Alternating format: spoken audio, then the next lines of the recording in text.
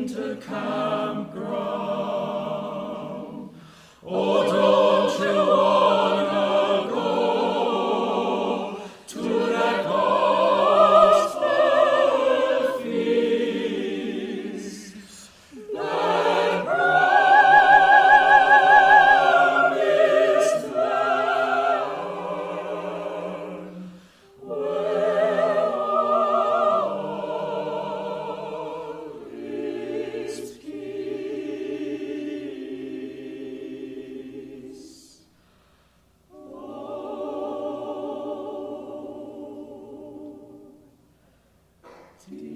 Deep, deep river, my home is over Jordan.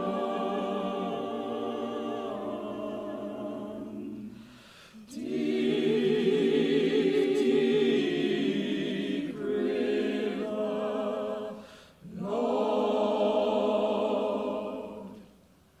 I wanna cross over into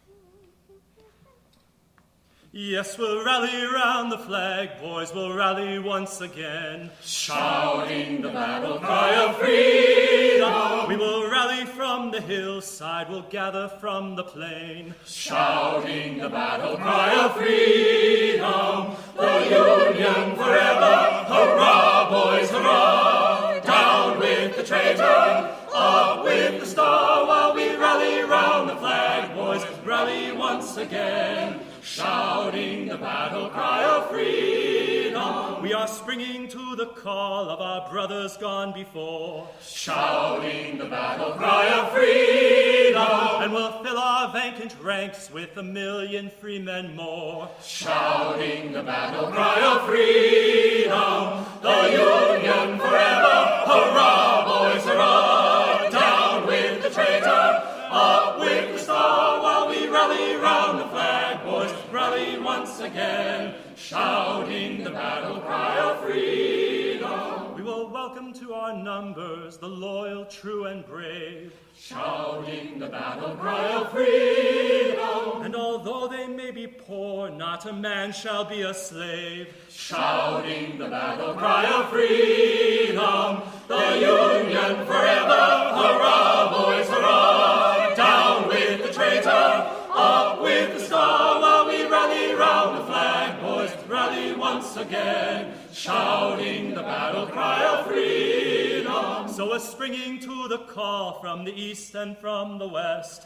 Shouting the battle cry of freedom, and we'll hurl the rebel crew from the land we love the best. Shouting the battle cry of freedom, the Union forever, hurrah, boys, hurrah. Down with the traitor, up with the star, while we rally round the flag, boys, rally once again, shouting the battle cry of freedom. The Union forever, hurrah, boys, hurrah. Down with the traitor, up with the star, while we rally round the flag, boys, rally once again, shouting the battle cry of freedom.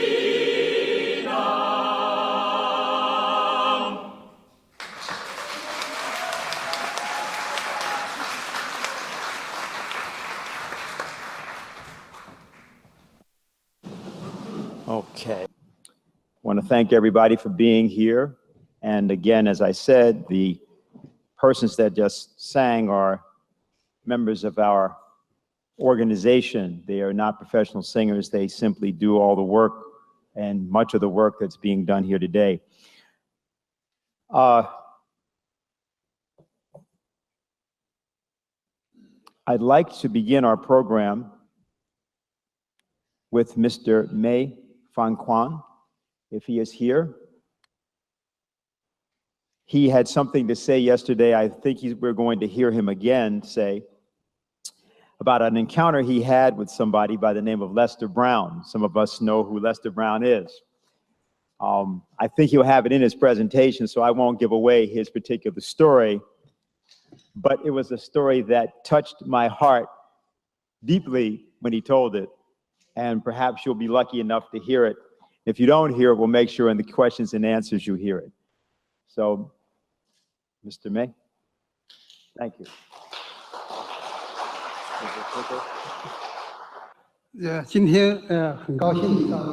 Gives me great pleasure to participate in such an important forum. I was asked to talk about the development of agriculture in China and lessons and experiences in the process. This is completely different from the topic I had yesterday, and that is why I made different slides for this presentation. I would like to share with you China's strategic and structural changes in the agricultural sector in the 30+ years before.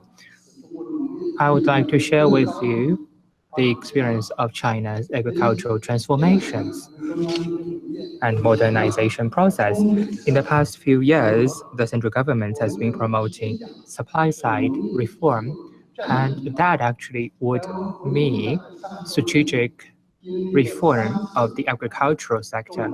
In the past few decades, there have been 3 major structural changes in the sector in China. A few words about this basic situation in China. Chinese population increased from 9.63 billion 78 to 13.83 in 2016. China's population grew really rapid in the first 20 years after 78. But after that, we have seen a decrease in population growth. China has limited resources. Now, if we look at, first of all, water resources, the water resources per capita is 1/4 of the world average, while the arable land per capita is only 40% of the world average. In order to feed over 1 billion people, China is faced with a lot of challenges in terms of resources. It is projected by many different methodologies and many departments that the Chinese population might reach its peak in 2013 at 1.6 billion, but current projections say that the peak is going to happen at 1.5 billion. That is a consensus by many departments and academic institutes. Currently, we have a population of 1.38 billion, and we believe that every year the population is going to increase by 70 to 80 million, and finally will reach the high point of 1.5 billion. China's agricultural land or arable land, because of its strict policy, is not facing a sharp decrease. China's irrigation system is relatively developed, while its forestry coverage in China in the past 10 years has seen rapid growth because China has stopped destroying forests, and it is using many other alternative materials. China is faced with scarce water resources, and water resources per capita is decreasing. By 2030, the per capita water resources will be 1,700 cubic meters. Currently, the annual consumption of the US consumers is 2,000 to 3,000 cubic meters. So you could see that how scarce the water resources in China is. Now let's look at food consumption in China. By 2025, in fact, between to 2030, major food consumption in China per capita will peak and will stabilize as a model. The per capita number as well as the overall number will not increase, and we're going to only see structural changes. By that, we would have a structure similar to that in Japan that was established in the 1980s.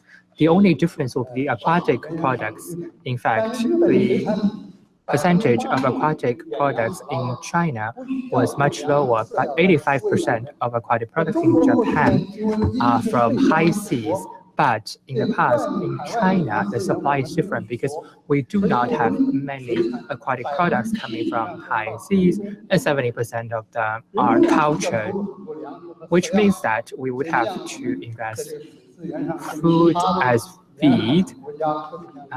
Compared with other coastal countries like Japan, we are in a completely different situation. But generally, we have this Oriental model of food consumption, which is different from Western model of consumption. In terms of meat and poultry, we're not going to see a high percentage in our food mix. In the future, the main target is to ensure food supply and demand balance. The second would be to make sure we have quality and safety of food. These are the two major targets.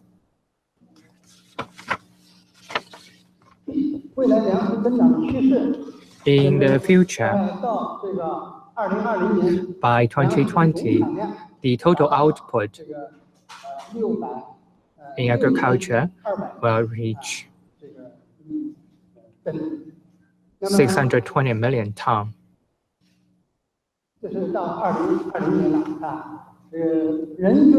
While per capita production is going to be 450 kilograms.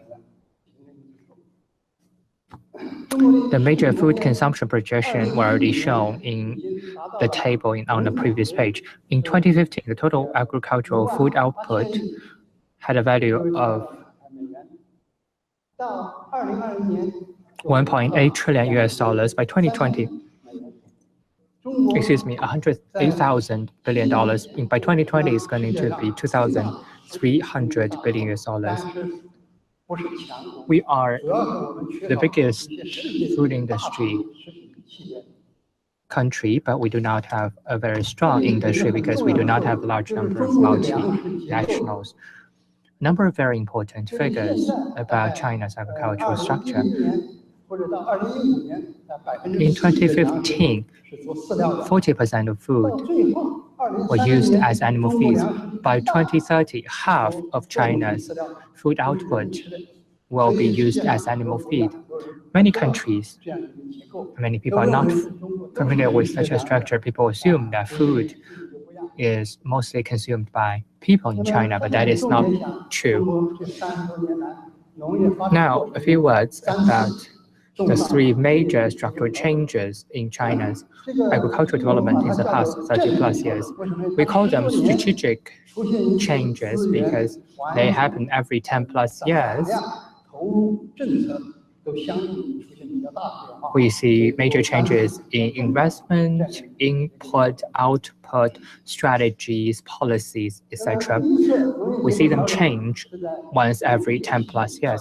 The first reform was between 79 and 88. In 1978, the total grain production was 300 billion kilograms. In 84, the total production reached 400 billion kilograms. The per capita number was 400 kilograms. That reform solved the problem of feeding most of the Chinese people.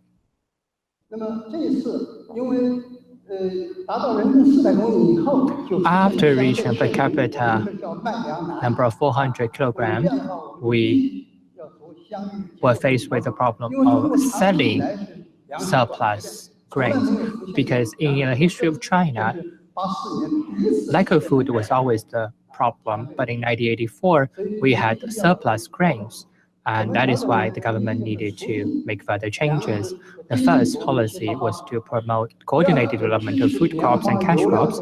The second was to support cotton, oil, and other economic crops in their development. The third would be the government allowed part of the grains to be used as feed to support the development of animal husbandry. In the past, before solving the problem of feeding the population, Chinese people would not actually have access to a lot of meat, poultry, or eggs, or milk.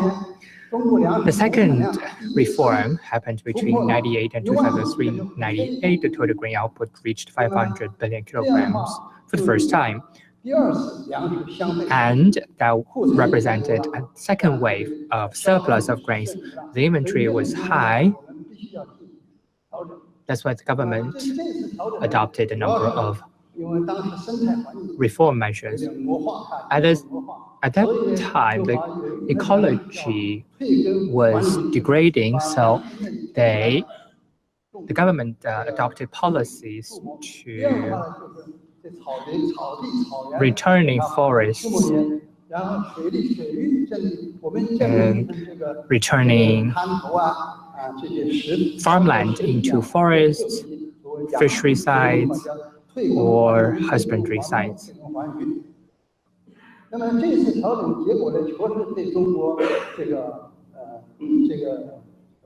Such a reform has significant improvements on the Chinese agricultural sector, reducing pressure on land, environment, as well as the agricultural and ecological environment.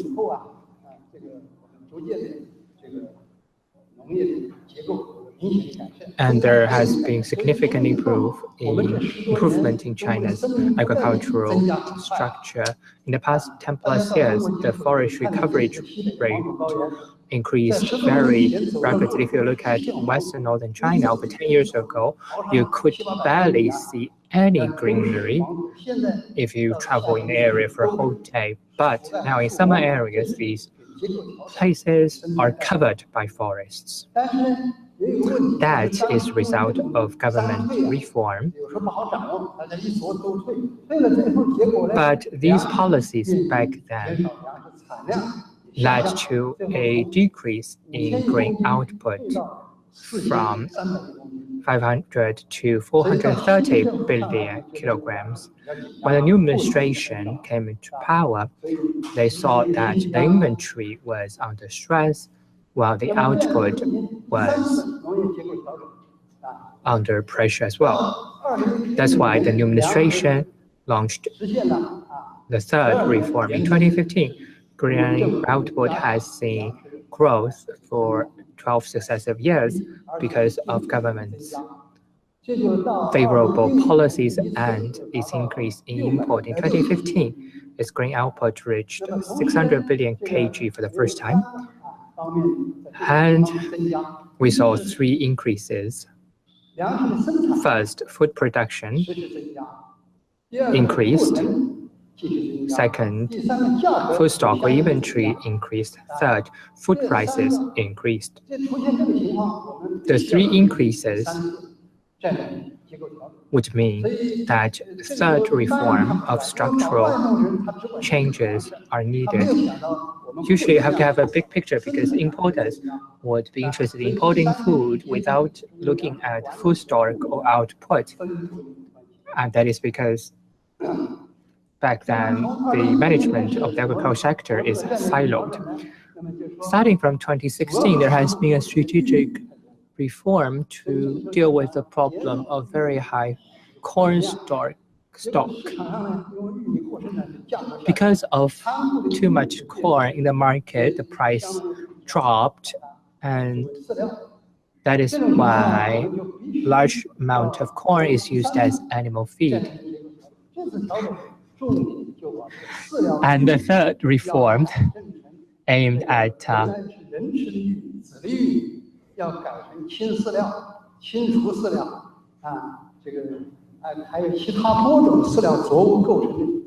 use corn to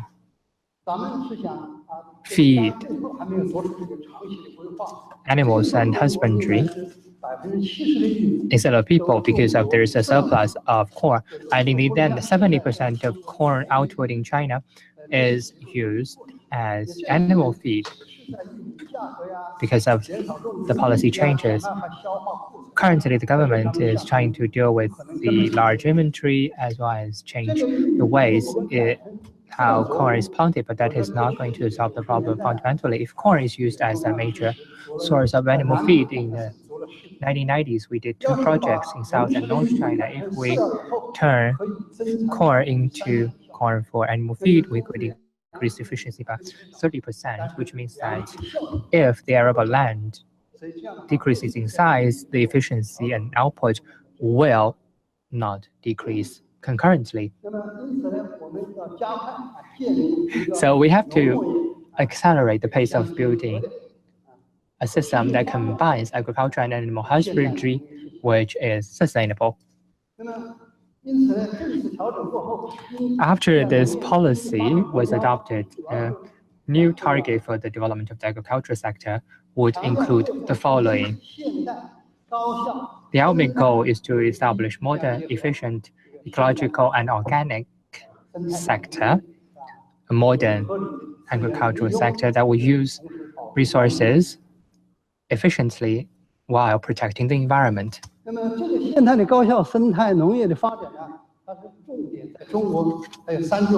Well, these 3 elements are very important. The development of green products, the steady development of organic products. A lot of people talked about organic products in the past 2 days. But the price of organic products is much higher than that of conventional products. Germany was the first to develop organic products, but the share of organic in Germany is not big because of the high prices. We have to focus more on the development of green products instead of organic products. And the brand label is green base. We have to develop green industrial chains. In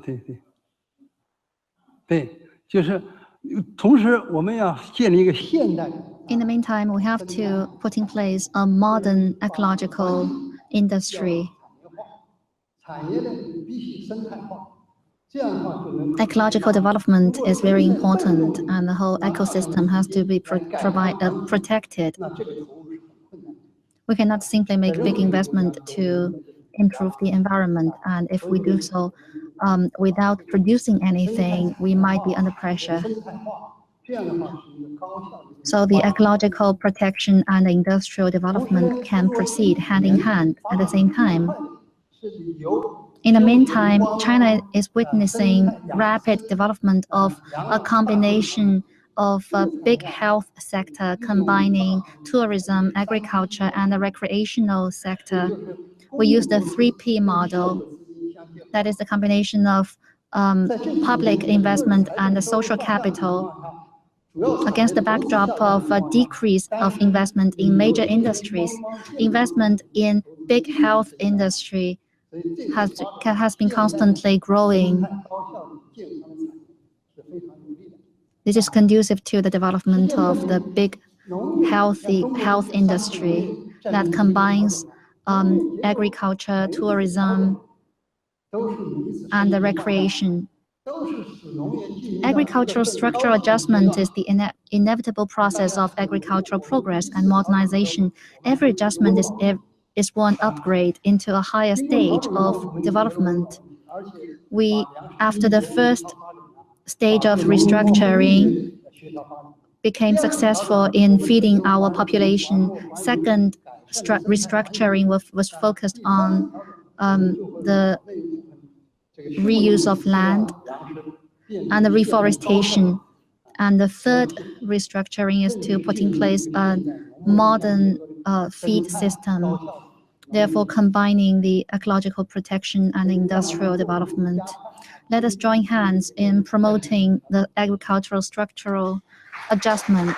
Thank you.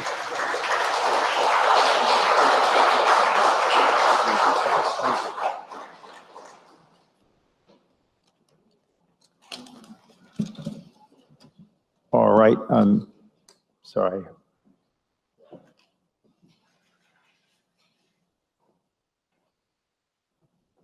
I don't have my program, but this is Beverly J. Silver, I think. You okay? You ready to go? You okay? Come on up.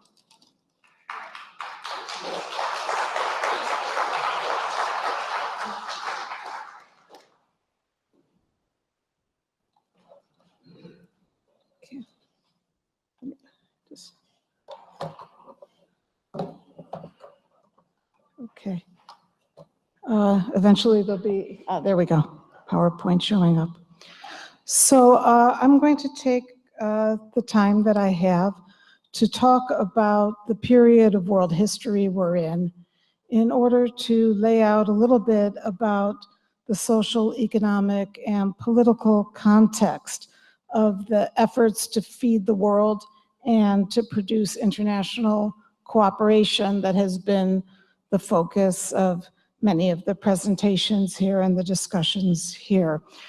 So one way to think about the period of world history we're in is to see it as the end of the long 20th century.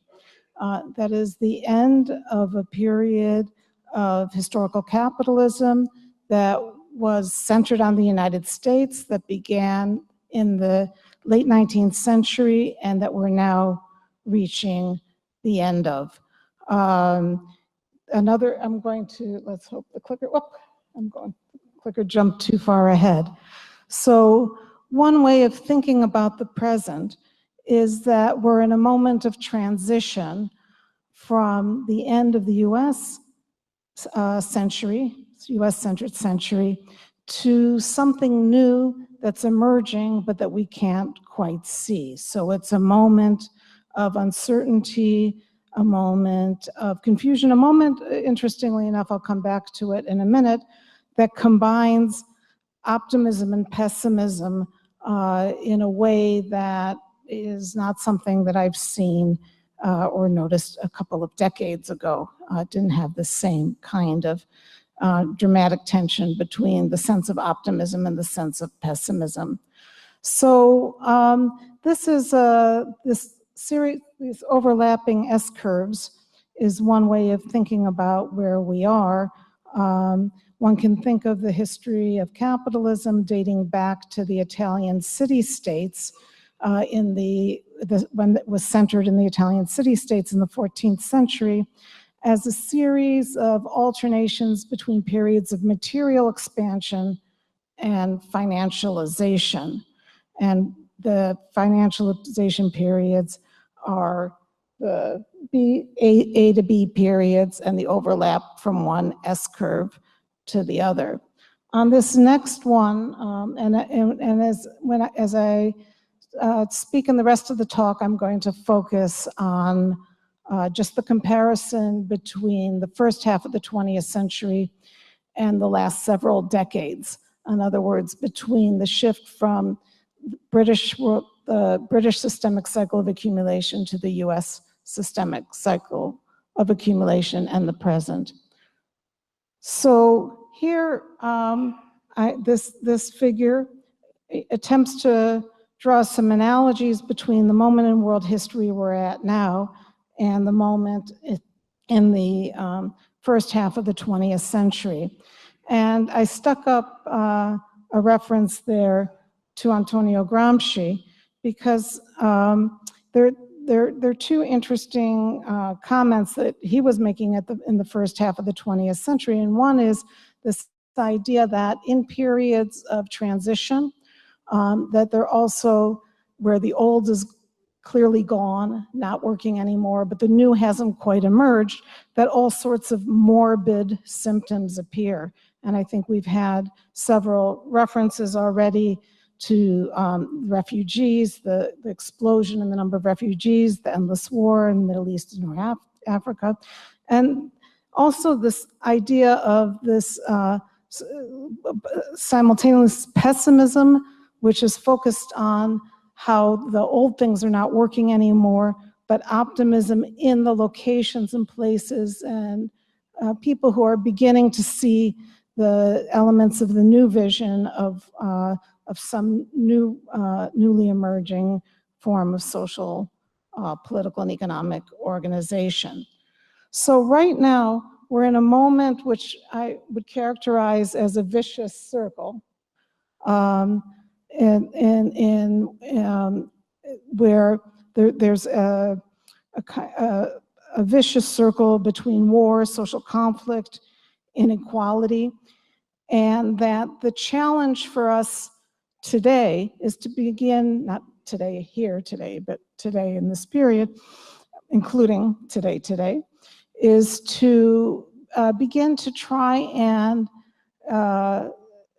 develop the vision that can get one out of this, to move us from a virtuous circle, from this vicious circle back into a virtuous circle in terms of social relations locally and globally.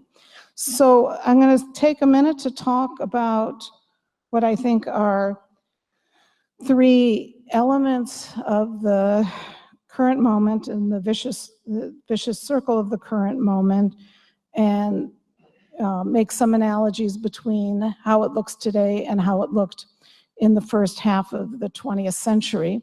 And I'm not making an argument that we're going to have an exact repeat of the experience of the 20th century, but only saying that thinking about the relationship today and the early 20th century helps us tease out a little bit more about where we might be heading. So the first element is this question, growing inequality. And this is a graph of the income share to the top 10% over the 20th century in the United States. And you can see that the two periods of tremendous inequality have been the early 20th century leading up to 1929, and then the late 20th century still going on into the present. This data ends in 2008, but we know that for the United States, for Britain, for Europe, if we continued to go forward with this data up to the present, the inequality would still be increasing. So this is a problem from all sorts of points of views, but one thing that had gotten mentioned in the earlier sessions was the rejection of science, and because we've been in decades where the benefits of science, the benefits of technology have not been shared in an equitable fashion, and so therefore it provides the grounds for an anti-science reaction and culture that we're unfortunately in the midst of. The other thing that's been mentioned, of course, is a new Glass-Steagall, and clearly the period of declining inequality was the period where the Glass-Steagall legislation was in force. Now, China, in discussing the US versus China, what's interesting is that China also, from 1994 till about 2004, that decade, and a bit more than that decade actually, also experienced a major increase in inequality within China, but the central government policies have been moving toward trying to address this growing inequality and stop it from getting too far out of control and to bring it back toward greater inequality. So in terms of efforts to raise wages, to rebalance between the urban and rural.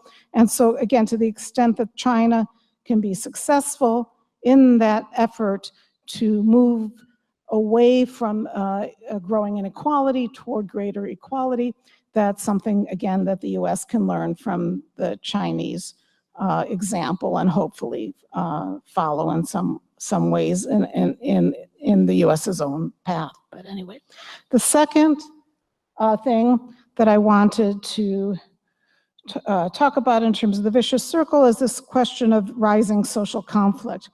This chart I'm showing is from a collective research project that I was involved in, collecting data on international reports of labor and social, this actually is labor unrest from 1870 to 1996. And it shows the first half of the 20th century again as a period of rising and explosive labor unrest tied to social revolutions. And also you see the two troughs in the first half of the 20th century are the First and Second World War, because the wars themselves were, for a combination of reasons, led to a decline, and then explosions of social unrest and revolutions after the war. And I began, this data collection ended in 1996. A couple of years ago, we began a new data collection on all forms of social unrest and social conflict, going back from 1851, and we've gotten up to 2011, and we're bringing it up now to the present. But what you see, oh darn, was I already there? Okay, sorry. Okay, this is the new data, which is all social unrest, and you see this big wave in 2011. And we were just beginning to collect the data between 2011 through to 2016, and we think it's going to show a continuation of that trend toward increasing social conflict internationally. This is international data. This is like reports of social conflict all over the world. And so again, one of the things in terms of moving from, so on the one hand, this kind of analysis makes one think that maybe that 2011 wave is not just a flash in the pan, one-off thing, but that we are in a period of a long period, several decades period, because it's up to how humans react to the kinds of difficulties that are being created, but that we're facing a period of growing social unrest and social conflict, and that part of what is necessary to shift up from the vicious circle to the virtuous circle is policies that speak to the demands that are being expressed through these movements, and coherently, but some kind of a vision that speaks to these types of demands that are coming up. And of course, the conflict, this is all tied. The vicious circle aspect is not so much the social unrest, but how then it gets tied into horizontal forms of conflict and war.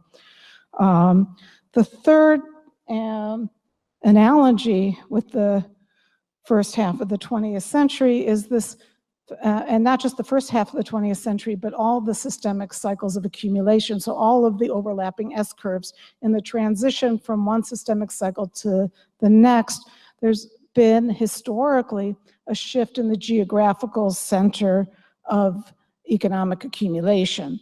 And so we had the shift from the Italian city-states to northern Italy with the Dutch, then to Britain, then to the U.S., and not in terms of the center of geographical of accumulation. And now in this period, we've also been experiencing a shift in the center of capital accumulation. I'm going to quickly show, these are the left, the y-axis is the percentage of population within a particular gross national product per capita.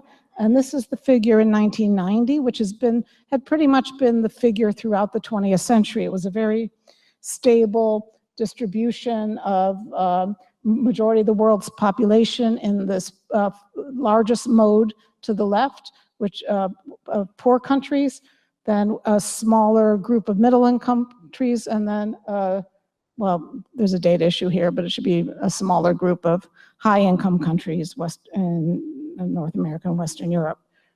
What there's been, and I gave you the 1990, but I could give you the 1930, the 1950, the 1970, it would all look the same throughout the 20th century. This is when we start to see a shift in the early 21st century, this happens to be the 2008 data.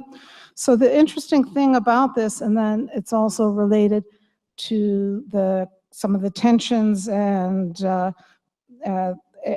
both tensions and opportunities that need to be resolved in terms of moving out of the vicious circle and into a virtuous circle.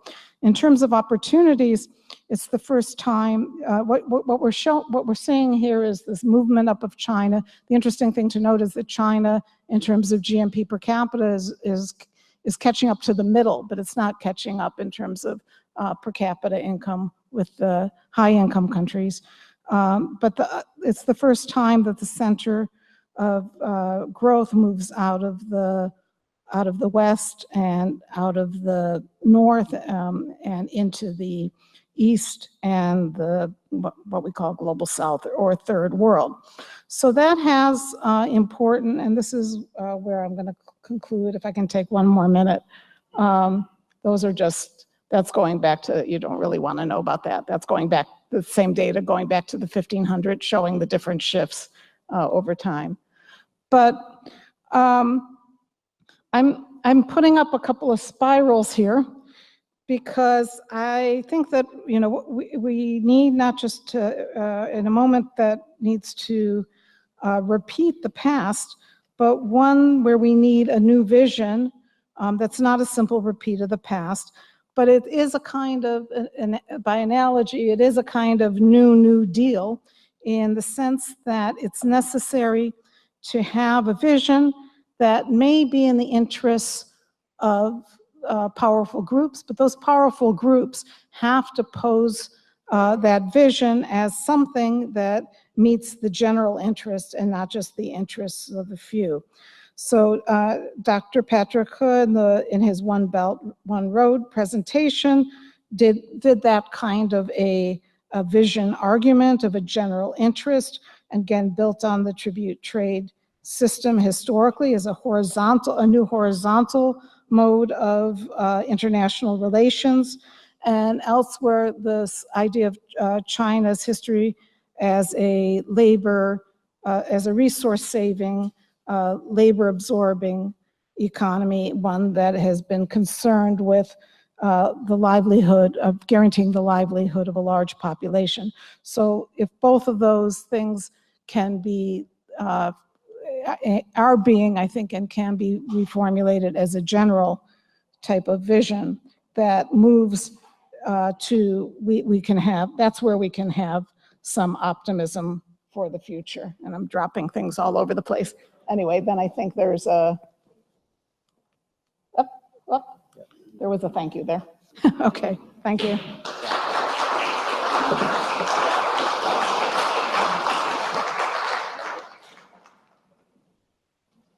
Mr. Wen Tiejun, Executive Dean and Professor of the College of Agriculture and Rural Development of Renmin University, China. So, clicker there. Do you remember that 21 years ago, I lived in a house? Oh, man. Yes. Go ahead.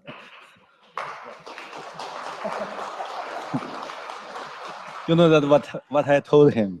I said 21 years ago, I live in his house.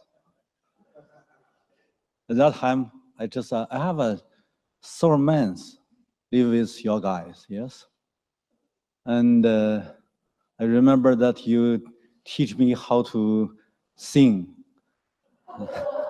And just now when you have a group sing there, I just remember that 21 years ago, how you teach me. And la ho ho ho, yes? And Lini, you led me to meet La Russia. We have a 6 hours discussion about global financialization and a global financial crisis. That is the year 1996. And then just 1 year later, 1997, East Asian financial turmoil is taking place.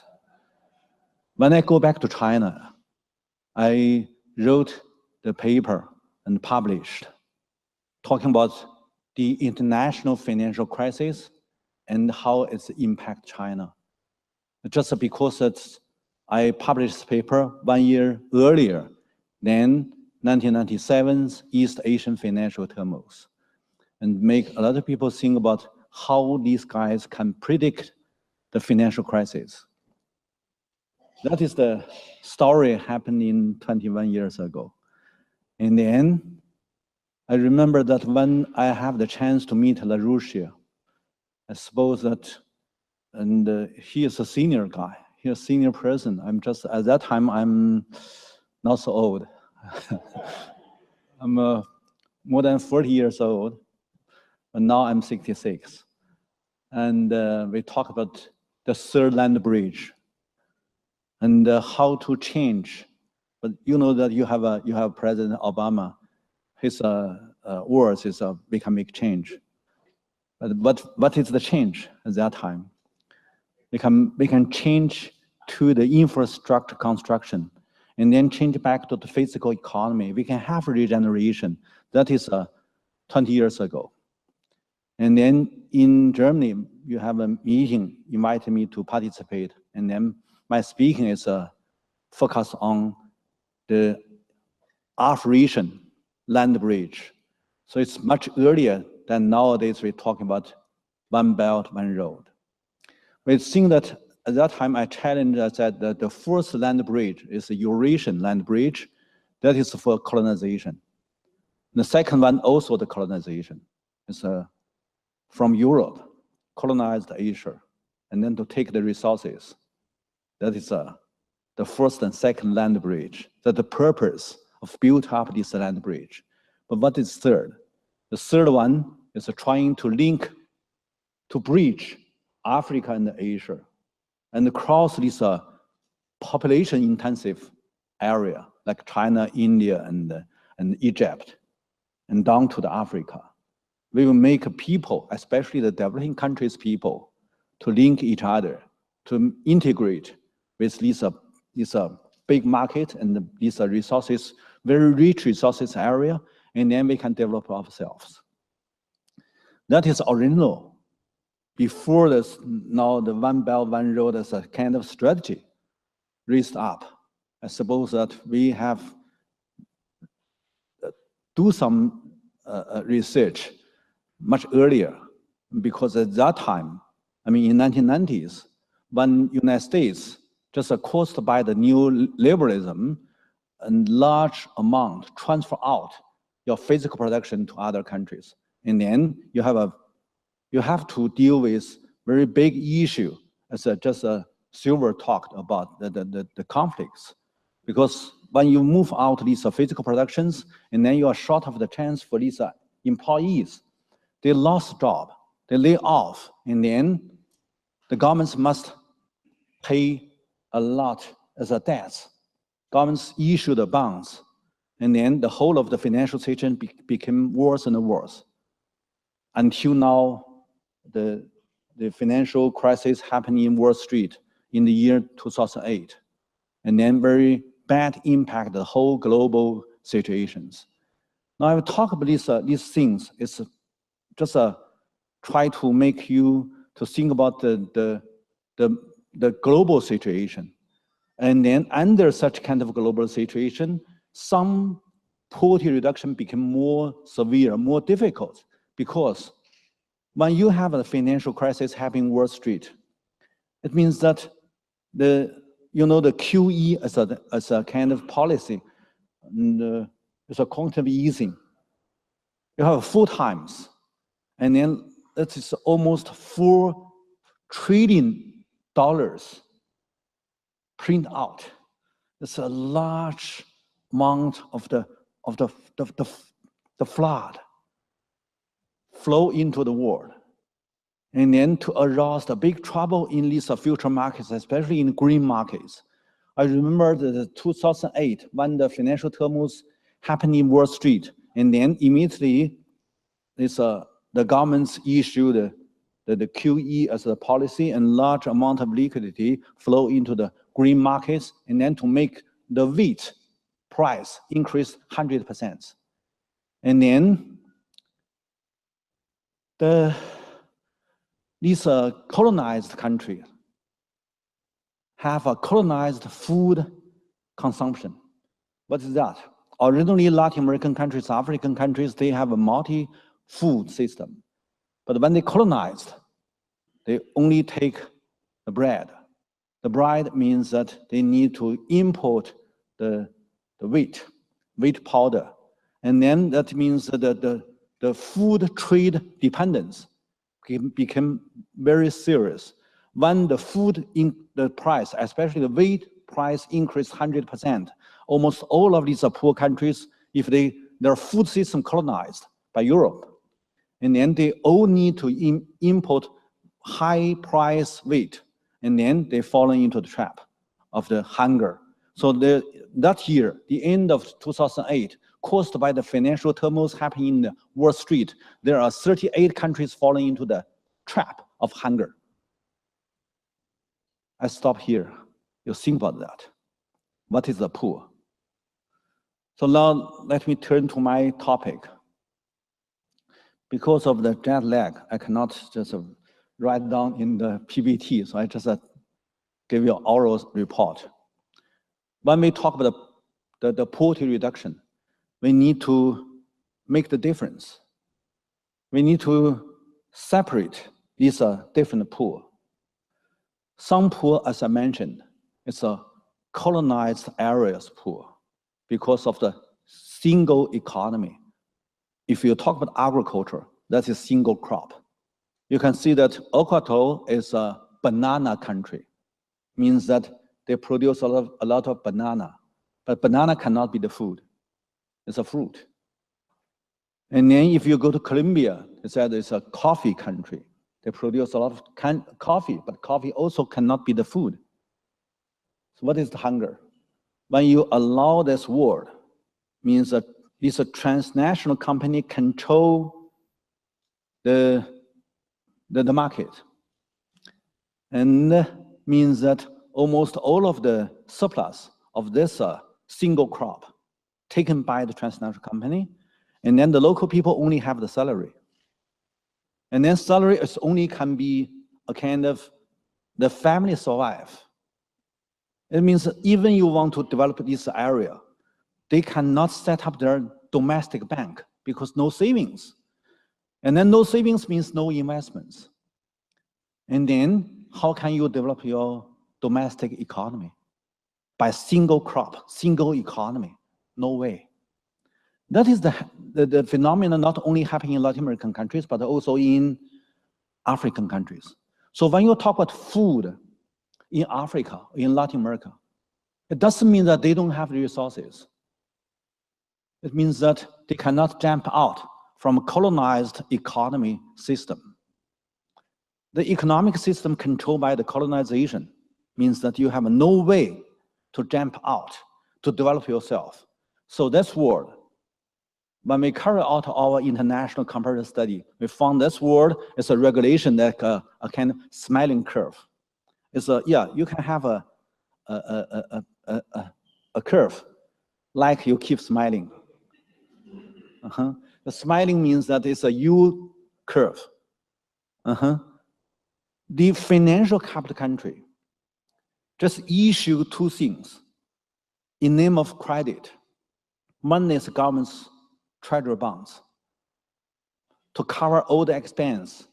If you have a large number of people unemployed, and then they need subsidies. Where subsidies come from? From the government's budget. But when budget have no tax, so they only can issue the bonds. And then another side, you have Federal Reserve. What it did? Issue large amount of paper currencies. So you use the paper currency to buy the bonds. And then you push the bonds, that is large number of the credit, into the markets. Yes? That is your interest come from. You don't need to do the physical production. So the interest group, if you control such kind of circulation, such kind of economic styles, it means that nobody want to do very hard job in the physical production. because you just stay in the office, and then you can have the tertiary industries. You can have enough returns. You don't need to do the hard labor's work. That is why this leading country cannot change itself, change himself.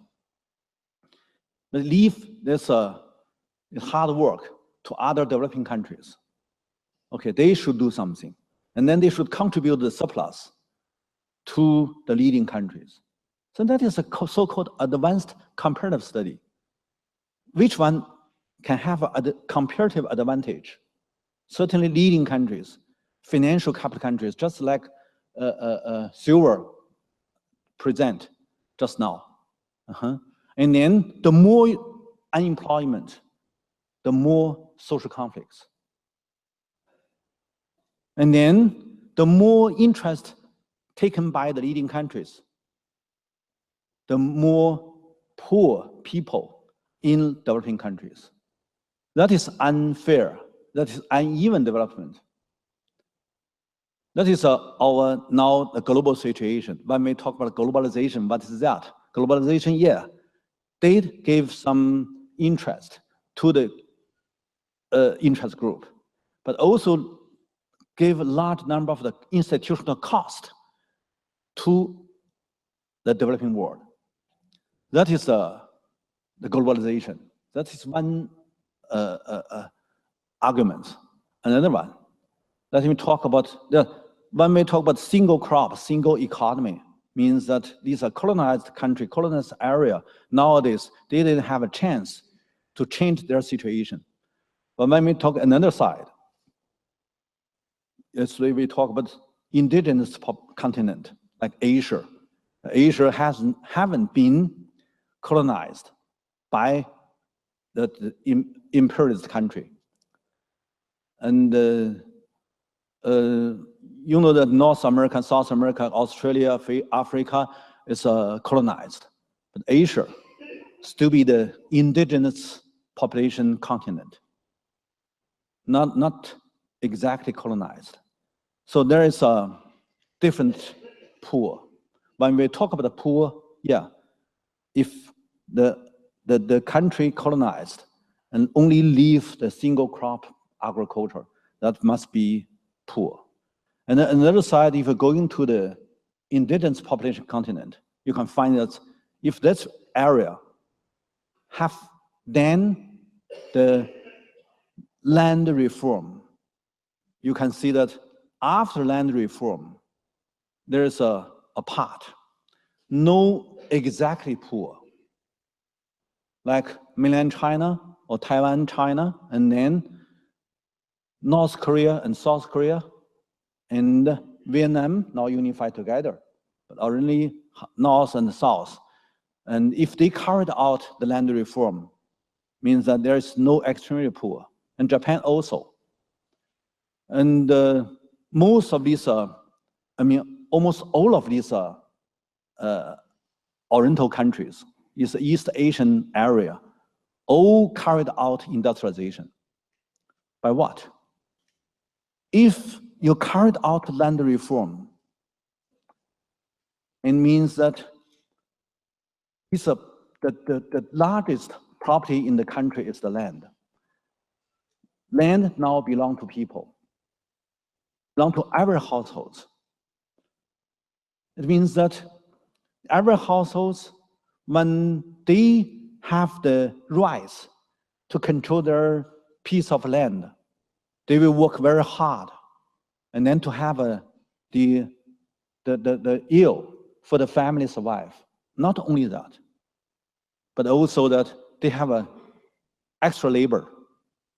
I mean, originally the rural society did have large number of labor resources, like China and India, and like Indonesia or Egypt. A lot of countries, they do have labor resources. But if they are not independent households business, it means that their labor cannot be released, cannot be labelized by themselves.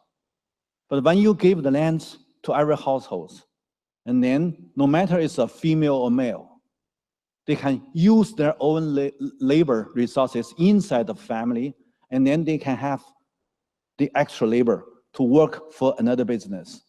So like China, nowadays you may know that after land reform in China in year 1950, more than 90% of female want to have a job.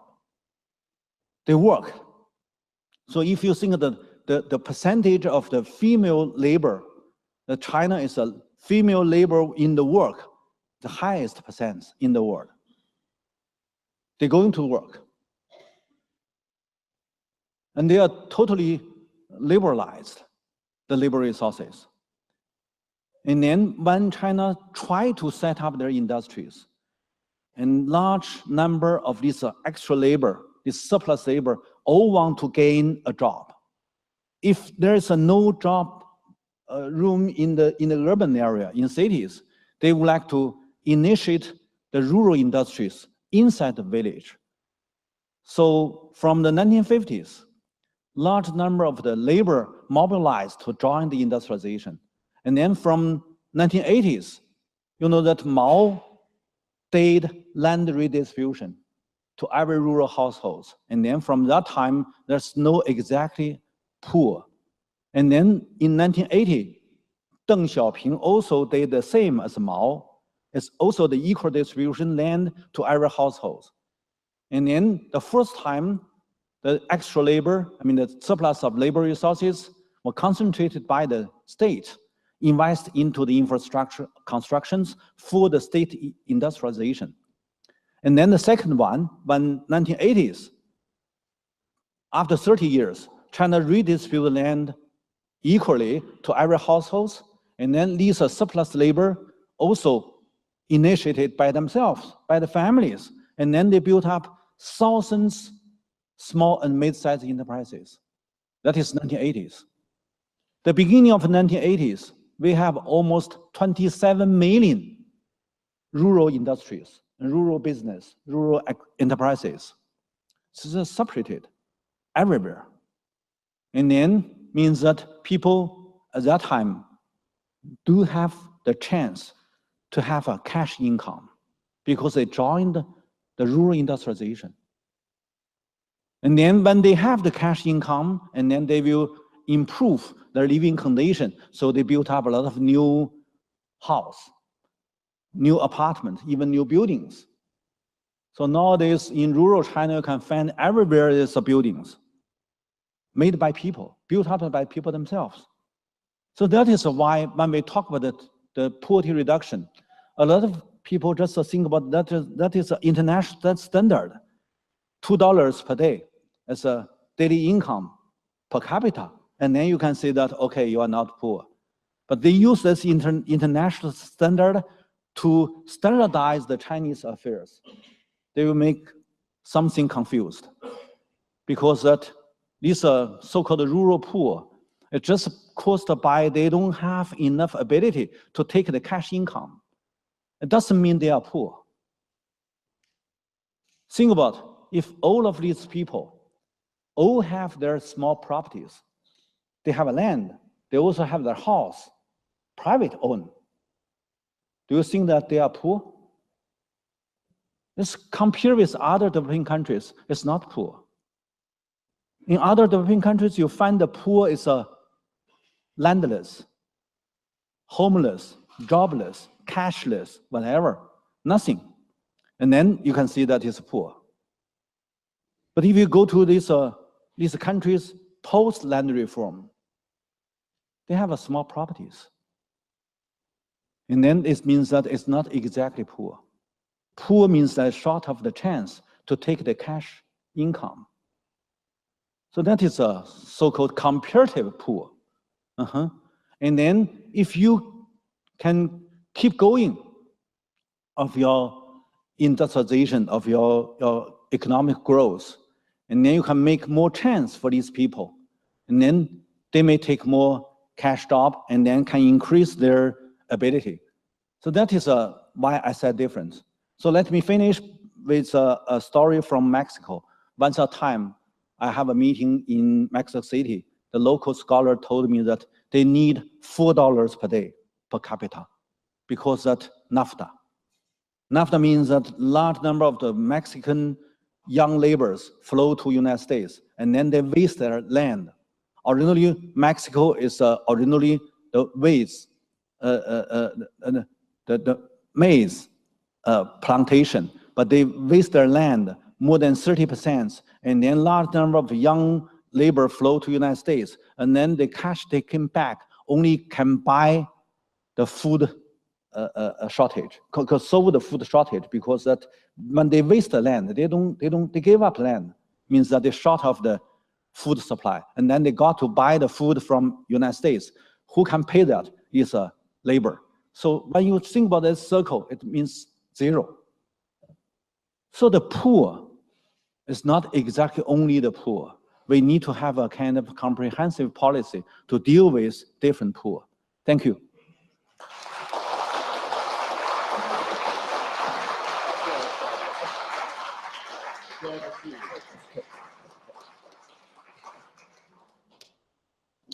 Our next speaker is Benjamin Deniston, researcher for 21st Century Magazine and co-author, The New Silk Road Becomes the World Land Bridge. That's our report. Ben?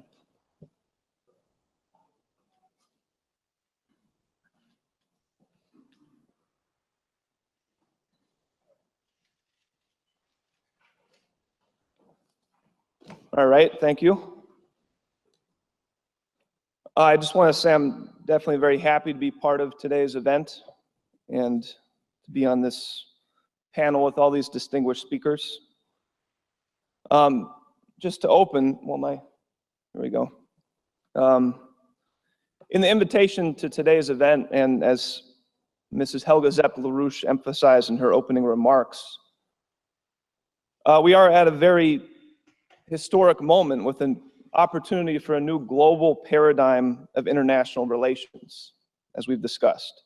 Something based on what we're referring to as this idea of win-win collaboration among nations, or as Helga referenced, Xi Jinping's statement, his call for a community of a shared future for all humanity. Now, if you just said these things to the average person in America, they might say, that sounds great, that sounds obvious, that's how the way the world should work. But unfortunately, the reality is this is actually a very revolutionary concept, especially in terms of actual policy practiced. And the reality is, as Helga emphasized in her remarks, global relations are still governed by a very different view, that of geopolitics.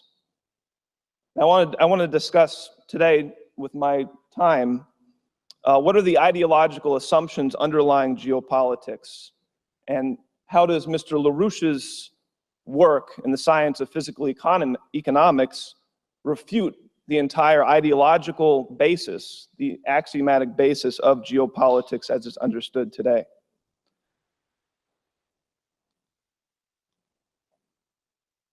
So one way to discuss this is geopolitics is very connected to the ideological assumption of what some might call a zero-sum game, or the assumption of limits to growth. So zero-sum game, for example, could be defined as follows. In game theory and economic theory, a zero-sum game is a mathematical representation of a situation in which each participant's gain or loss of utility is exactly balanced by the losses or gains of the utility of other participants. Maybe put more simply, if I win, you must lose. Or if you win, I must necessarily lose something. And this idea, this way of thinking, has had a profound effect on agricultural policy internationally in recent decades, recent generations, the subject of our discussion here today. Just, for example, I'll note in passing, you can look at documents like the declassified National Security Study Memorandum 200 by Henry Kissinger, in which it was argued that control over food production and agricultural supplies should be used to ensure the suppression of population growth in other nations. Or, for example, this declassified 1975 communication from someone who was the head of the United Kingdom's East Africa Department of their Foreign Commonwealth Office, in which he expressed this sentiment rather very clearly and bluntly. Quote, "My view is that we should retain a fairly high level of interest in Black Africa over the next 5 years, because it is likely to become much more important to us later on, when the world's supply of raw materials have been further depleted. I include in this definition both minerals and agricultural commodities. Nor do I agree that we can contemplate with relative equanimity Russian or Chinese dominance in the area. Such dominance would give them, rather than ourselves, control over the sources of raw materials." Now, that's just a couple very brief examples of the idea of zero-sum game thinking or limits to growth thinking as expressed in actual concrete geopolitical policies, and how this has affected agricultural policy internationally.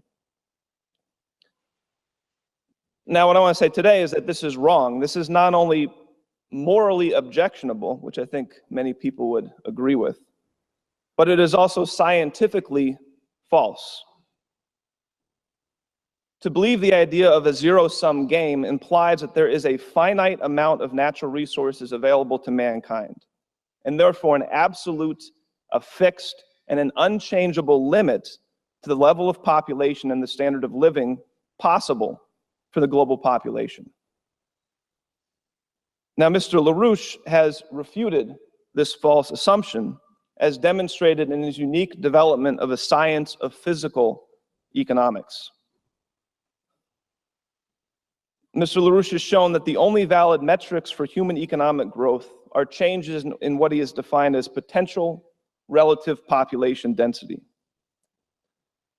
That is, for any specific stage in the development of an economy, we can define a limit to the maximum potential population and living standards that could be supported relative to the conditions of a given land area at that specific time. However, this is not an absolute distinction. It is not an absolute limitation. It is a limit defined by the scientific, technological, and cultural level of that economy. As we've been hearing throughout this conference today, scientific and technological revolutions completely transform the productive powers of the labor force. As Bob Baker discussed in the just astronomical increases in the productive powers of any individual single farmer when employed with higher technologies, supported by higher capital intensity, higher energy flux density. These revolutions create entirely new resource bases where resources didn't exist before.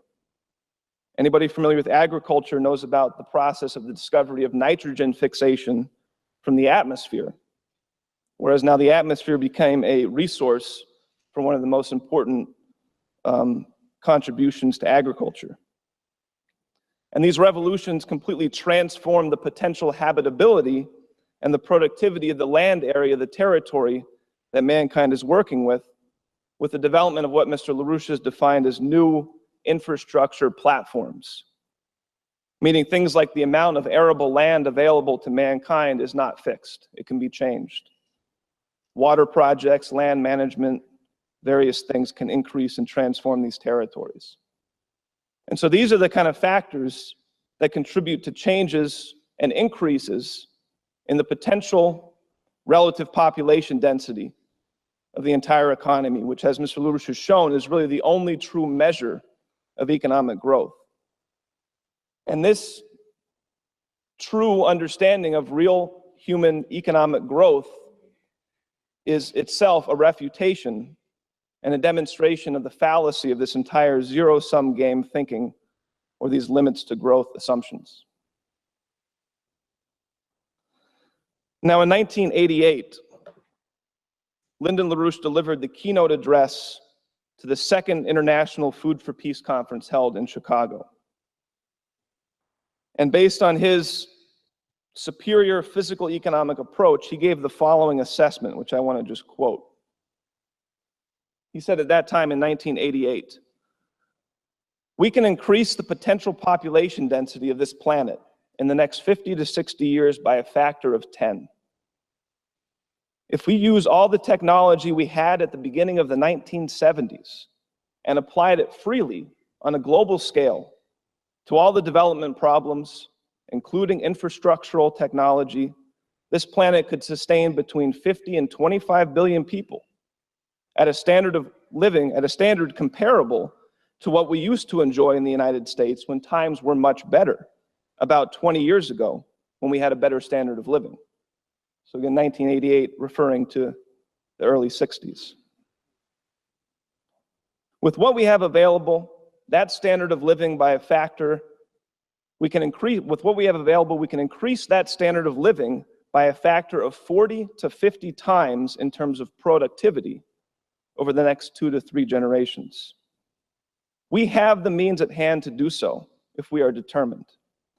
If we were to take the attitude that the United States had under the Kennedy space program, or what was actually the Eisenhower Kennedy space program from around 1958 to 65, if we maintain that, combined with policies of tax credits for investment of a suitable kind, with science enrichment programs, with science enrichment programs in our schools and similar kinds of things, if we did that, nothing more than that, we could accomplish this task. If mankind on this planet had the political will to do just that, we could sustain by the end of 2 generations a potential population in the order of magnitude of 100 billion people, more comfortably, much better fed, much more secure, much freer, and much less crowded than today, because we use the land more intelligently. And as Mr. LaRouche went on to discuss in this 1988 Food for Peace address, in terms of agriculture, this means rising to the standpoint of mankind managing the global biosphere as a whole, as a single system, as a totality. So that means things like focusing on increasing the percentage of sunlight reaching the earth that actually gets converted into productive activity of the biosphere itself, going into the production of biomass, increasing the energy flux density of the biosphere as a whole. That means more trees. That means developing more agricultural land, better developed agricultural land, rather than wasting effort and space building solar panels, for example. That means taking a better and more scientific look at things like CO2 concentrations in the atmosphere, where we're now seeing that the temperature rise forecast by climate models is not occurring. The global temperature sensitivity to CO2 rise has been dramatically overstated, and it's becoming clear that CO2 is not really a concern for driving climate change.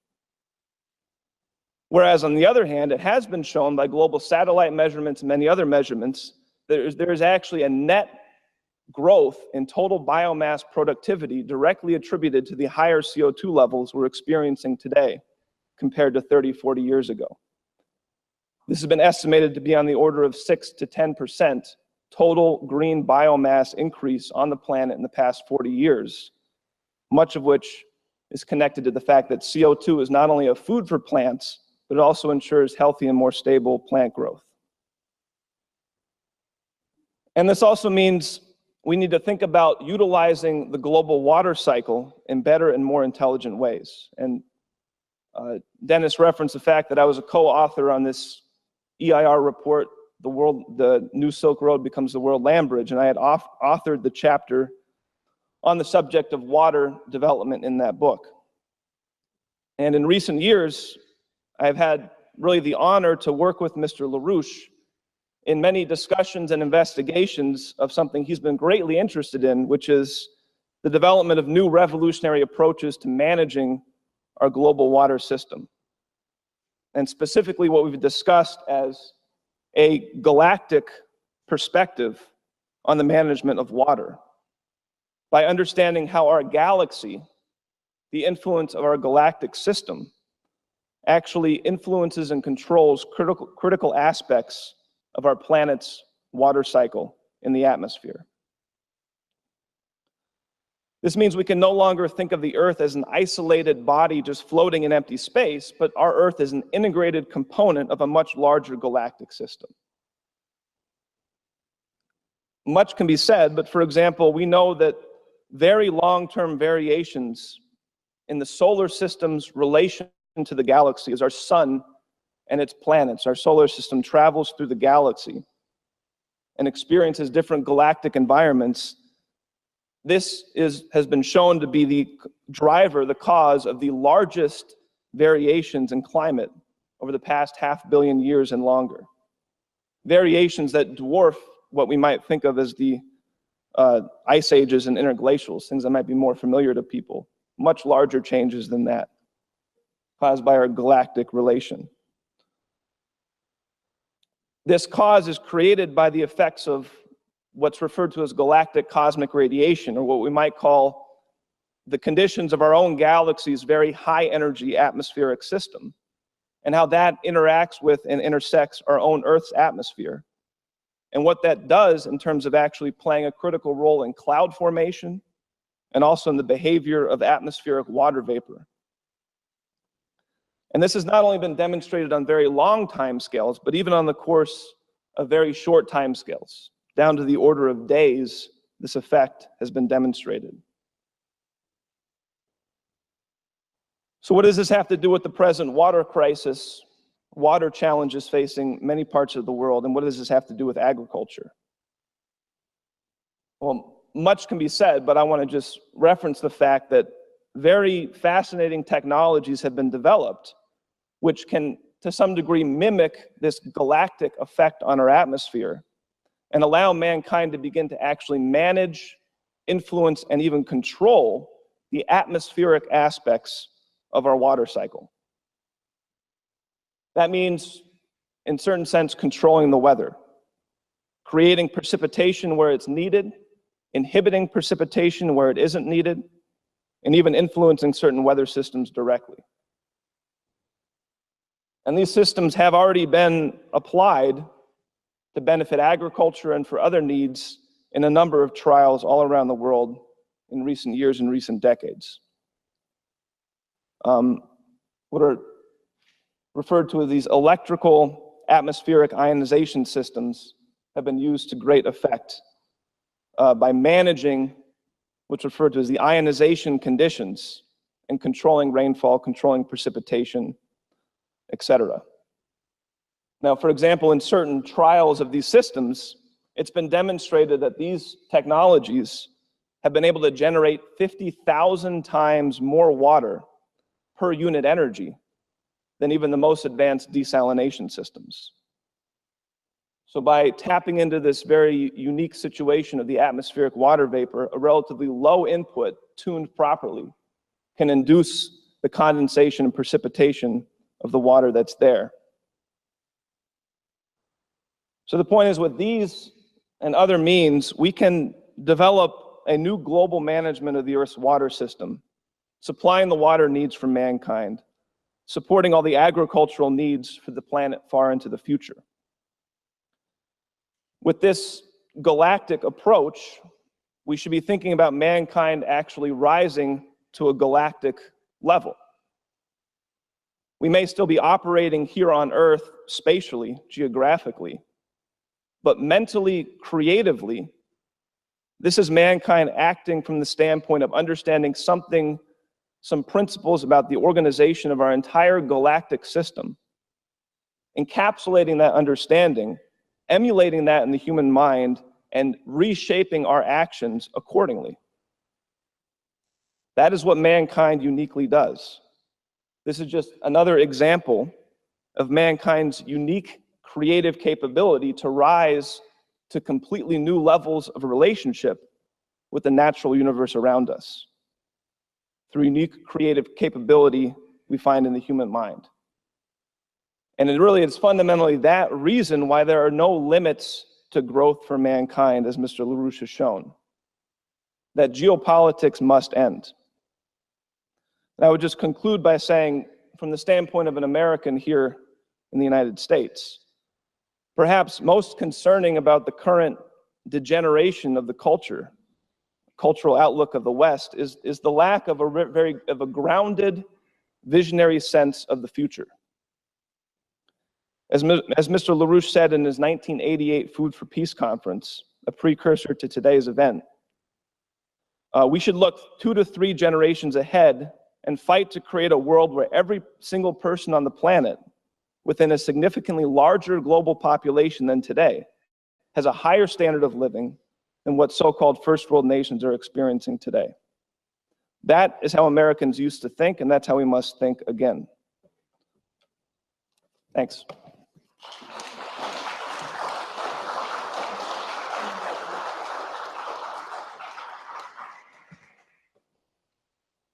Okay.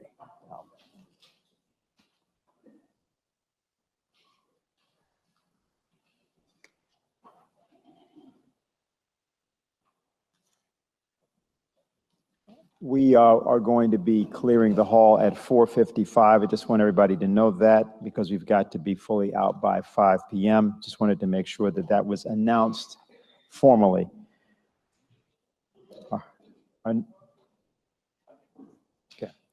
Our next 2 speakers, which I'll announce together, are, okay, Hal, would you take a seat over here? Mr. Zhou Yingheng, the professor of Nanjing Agricultural University, China, and then he will be followed by Dr. Hal Cooper, who many of us here know, and I'll give his introduction again when he's ready to speak.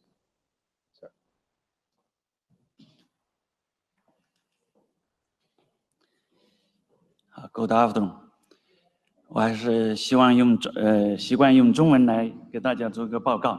My presentation is going to be in Chinese.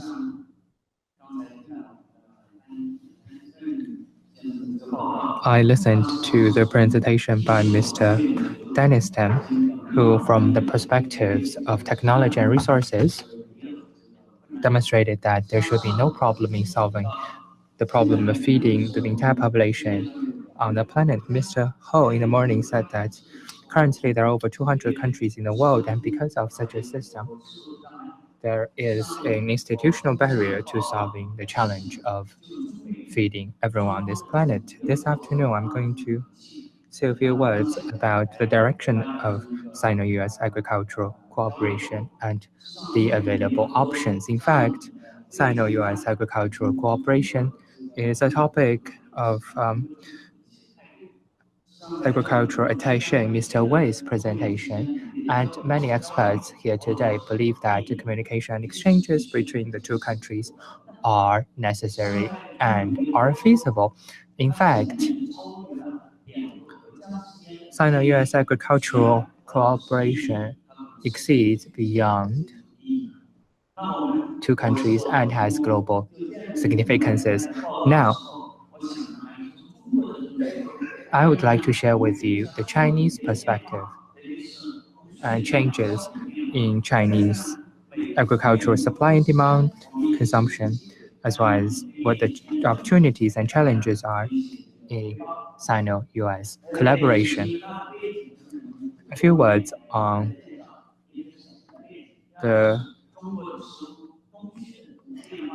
reality on the ground. The second part will be changes in supply and demand. The third part of my presentation is the change or trend or development of the supply and demand in China. The next part of my presentation is the reform of the agricultural sector in terms of its structure. The last is collaboration between 2 countries and its future in the morning. As well as many speakers in the afternoon have mentioned that ever since reform and opening up, China's economy has seen rapid growth. So does per capita income. And because of that, we see rapid changes in Chinese food consumption. Because of that, food supply in China has seen corresponding changes. And because of changes in supply and demand in the agricultural sector in China, several problems or issues emerged. And in order to deal with these challenges, there's a dire need to further Sino-US cooperation. Now, a few words about the changes in supply and demand in the sector in China. There are 4 points I would like to talk about. The first is the overall output or quantity increase. We solved the problem of feeding the Chinese people in 1985, and we have seen rapid increase in consumption of fruits and vegetables. We also have seen rapid increase in consumption of poultry, eggs, milk, as well as many other products, and increase in the consumption of vegetable oil. In 2013, compared with the level of 1980, in terms of vegetables, fruits, vegetable oils, meat, and eggs, we have seen increase by a factor of several fold or dozens of fold.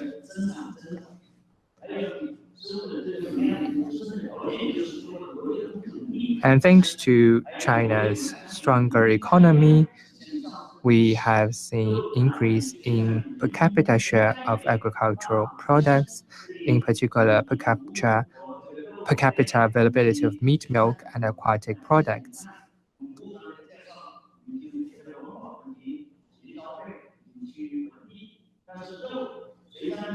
Now, if you look at meat, aquatic products, and milk products, there has been rapid increase. For example, between 1980 and 2015, we saw over 12-time increase in aquatic products, while milk products saw an increase of over 20-fold between 1980 and 2015. These are 2 examples. Now, we also saw an increase in import. In 2016, compared with 2004, when we first saw a deficit, the deficit was as high as $38.58, a little decrease from previous years. The peak happened in 2014 and 2015 because in 2016 there was a general decrease in product prices. Now, as I said, we've seen rapid increases in the consumption of vegetable, fruit, and meat. In 2003, the consumption of rations per capita was 149.9 kilograms, lower than the 1980 levels. However, the consumption of fruits, vegetables, milk, eggs, aquatic products increased very rapidly. We see changes in structure as well. In China, 50% of grain output was used as animal feed, and the overall demand for grains is increasing. Now let's look at meat. In the past, 80% of meat consumption was pork in the 1980s. But we've seen increase in the consumption of beef, mutton,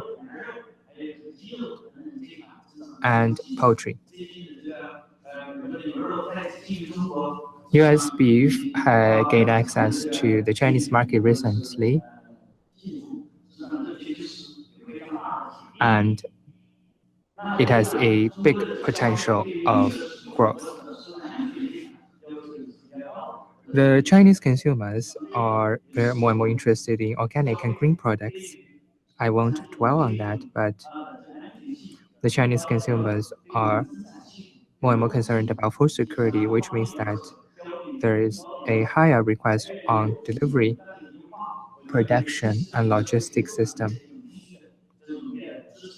All these changes are answers to higher consumer demands or stricter consumer demands. A typical example was that people would go to wholesale markets to buy vegetables and meat, but these days we see this model is no longer valid, and cold chain is widely used. The total capacity of cold storage increased from 8.8 million in 2010 to 33.2 million tons in 2014. China has a stricter management of the food sector, and consumers are more interested in green and organic products. There are also changes in consumption patterns. For example, there is an increasing number of people who are dining out. In fact, expenditure on dining out reached 21.8% of the total food expenditure in 2012. In 2015, the number was around 486 billion, 10 times that in 2000. There are a variety of channels of purchase. As I said, traditionally people would buy groceries in farmers' market. That was the only way to get groceries when China was still a planned economy. But now, currently, there are a wide range of ways to buy groceries. For example, supermarkets,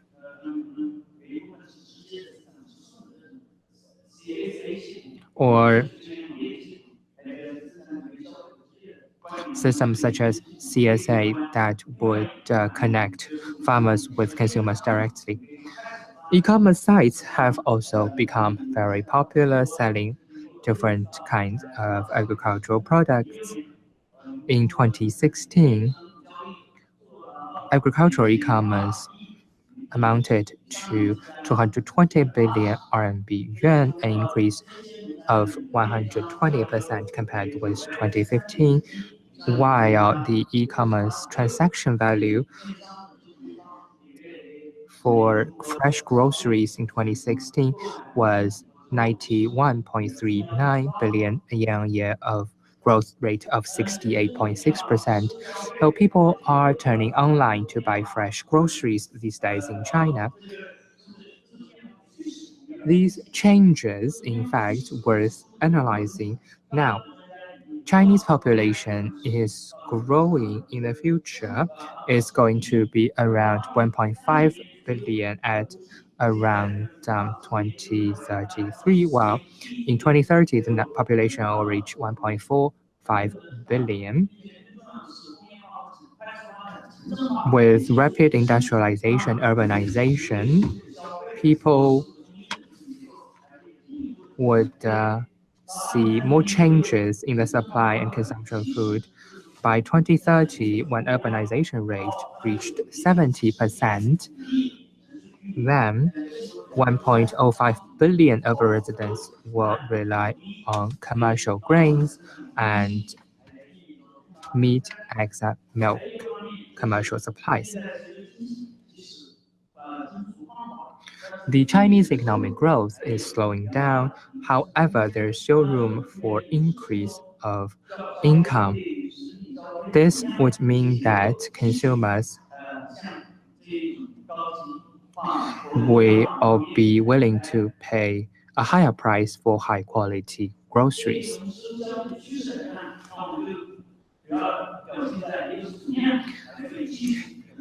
The total consumption of food is going to continue to grow, and the proportion of consumption of meat-based food will improve, and consumers will pay more attention to nutrition and food safety.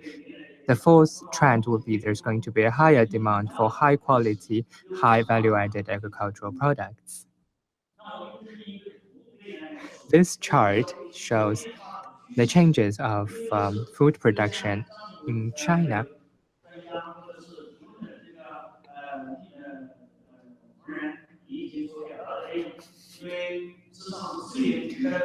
In China, there is a big internal differences in resources and among different countries. For example, the US has more natural resources and agricultural resources, while China has a large population and limited arable land.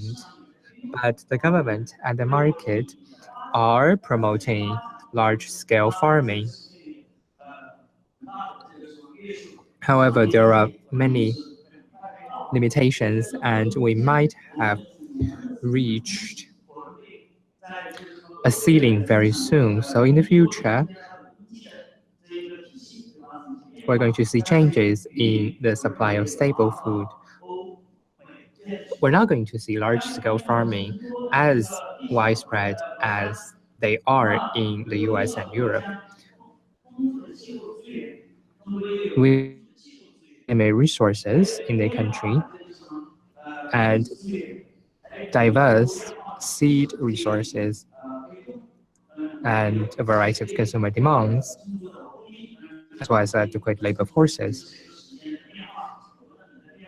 But this labor factor is changing with times. All these factors will mean that in the future, food supply would focus on high quality, high value added specialty products. We might take a path that is quite similar to the path that have chosen by South Korea and Japan, who only rely on high value added and specialty products to win in the market. We believe that that is something China has to do in the future to succeed in the market. Now let's look at the supply of agricultural products in China and this the whole supply chain development.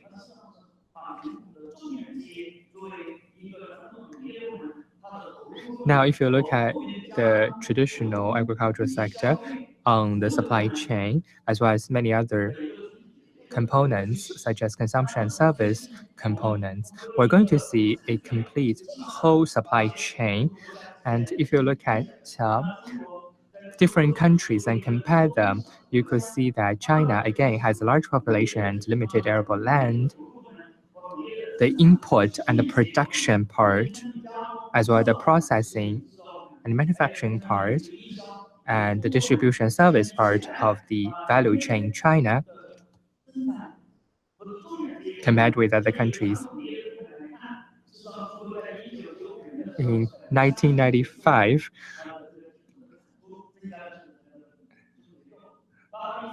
the output added value accounted for around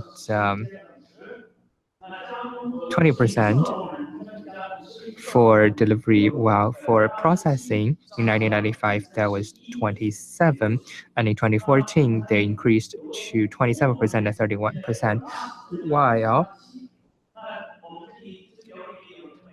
if you look at figures for the US, from Japan and Korea, you can see that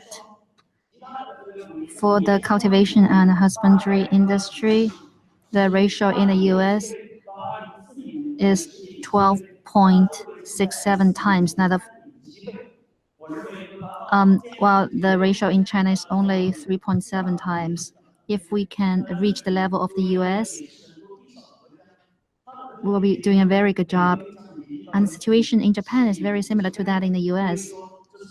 The ratio is 10.59, and that's one of the common feature of all advanced agricultural societies.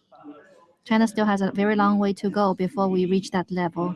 It's fair to say that China's agricultural sector is in a very traditional, a very conventional situation.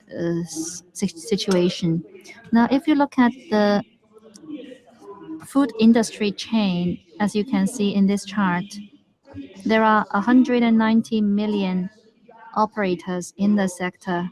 There are 190 million agro-businesses. There are 500,000 food processors, and 376,000 companies over a certain scale. And there are still 600 million people employed by the agricultural sector. They have to rely on agriculture to support their living. Agriculture remains the main sector in the Chinese economy. With respect to consumers, they have a very high demand for food safety. There has been a lot of discussion and controversy in China regarding genetically modified food. I believe Well, I would like to use my last minute to talk about Sino-US cooperation in the agricultural sector. This morning, Mr. Wei gave you a very comprehensive introduction. I believe the mechanism of cooperation has been very sophisticated. It has developed a lot, and a lot of consensus has been reached. You can also see the growing investment of both countries in the other side. John Deere, New Holland, Cargill, and Bunge are having very good influence in the Chinese market, while Chinese food companies have also entered the US market. This is not only reflected in this area, but also in science and technological exchanges, as well as in trade. The Sino-US trade volume increased from $4 billion in 2001 to $32 billion in 2015, with an annual growth rate of 16%. The US export of soybeans to China stands at $10.6 billion, while that of grain and feed stands at $4.8 billion. Just like Mr. Wei said, most of the US exports come to the Chinese market. And the opening of the market to beef products is going to bring US producers a lot more opportunities.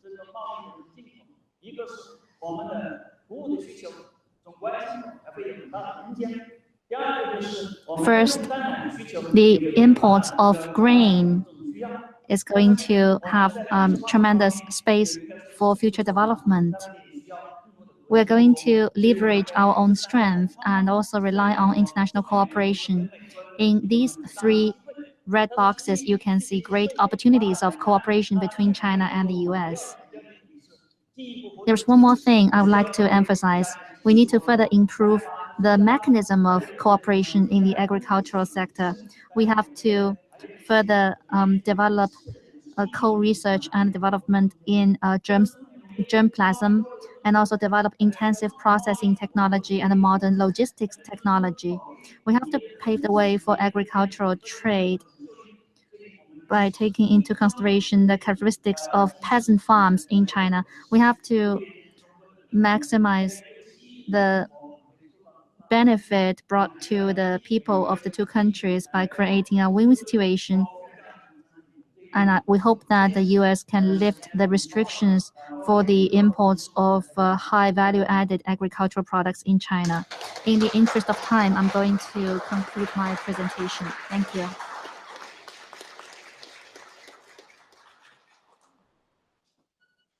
We tried to get Mr. Cooper to go first. He wouldn't do it. He insists on being the last man standing. His generation is the last Americans thinking. He's done a lot of work. People know that he's listed here as chairman, Seattle Freight Transport Advisory Board, but his expertise is in dreaming big and making those dreams become real. He is an expert on the Bering Strait Railroad Tunnel connecting Russia and the United States and two continents. It's always our honor to welcome him, Mr. Hal Cooper. Dennis, thank you. And actually, the real reason that I wanted to be the last speaker on was, I've never given a filibuster before, and I thought, well, maybe today we'll give it a try, at least a short one. This is always an interesting concept, but I don't think I'll beat the U.S. senators, but we'll try. This is a map of the proposed world railway system, which I developed in conjunction with the LaRouche organization and appeared in their document back as early as 1997. And it connects the world at the Bering Strait. And of course, this is becoming a part of the basis for the extension of the Chinese One Belt, One Road program and the rail infrastructure into North America, and especially into Canada and the United States, which can ultimately be extended to Latin America. Next slide, please. This is another view of the same thing, the same network, but it's showing all these potential places where we have interfaces and intercontinental connections. We have the Darien Gap between Panama and Colombia. We have the Straits of Gibraltar, the Strait of Bab el-Mandeb, the Strait of Hormuz, and the Strait of Malacca and the Tsushima Strait, and potentially some, if not all of these, can be joined together by rail to create a worldwide system. Next slide, please. This is the Chinese view that was actually proposed by the Chinese minister, and it shows what their view of extending the Eurasian land bridge and the Silk Road to North America would look like. And in this case, lines would go to the southwest, to the west coast, and ultimately to the Midwest. But I'll discuss that more in just a couple minutes. Next slide.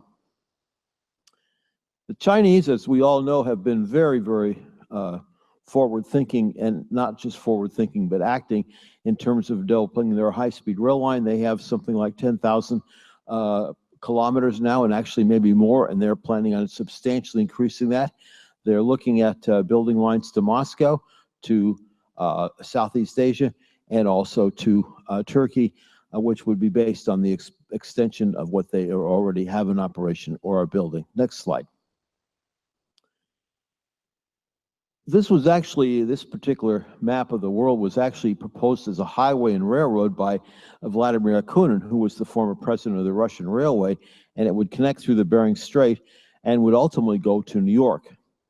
My personal opinion is, having been here twice in the last 2 months to attend LaRouche meetings, is the fact that it's my belief that is if the One Belt, One Road is expanded to North America, the first place it needs to go to is New York. And in addition to that, it might be possible to help with some of the funding on the Northeast Corridor, the rail lines under the tunnels under the Hudson River, and Penn Station, which badly need help right now, and perhaps they could benefit from the assistance from the Chinese. Next slide. This is the proposal for the Bering Strait Tunnel, connecting Chukotka in Russia with Alaska and the United States. And it would also have rail lines connecting into parts of Alaska for purposes of mineral extraction and economic development, which would become a part of the Bering Strait Tunnel proposed railroad. Next slide. This would be what the tunnel would look like. It would be anywhere from 65 to 120 miles long. There would be 2 mountain ranges at each end, one in Chukotka in Russia, the Tenkanyi Mountains, and the Brooks Mountains in Alaska. There are 2 islands out in the middle, Big Diomede and Little Diomede. And when Sarah Palin was saying she was standing on the shore in Wales, Alaska, and she could see Russia, actually what she was seeing was Little Diomede and Big Diomede Island. Faintly in the horizon, you could see the coast of Chukotka on a day when at least the weather was clear enough. Next slide. The One Belt, One Road, if it's extended into the United States, where will it go?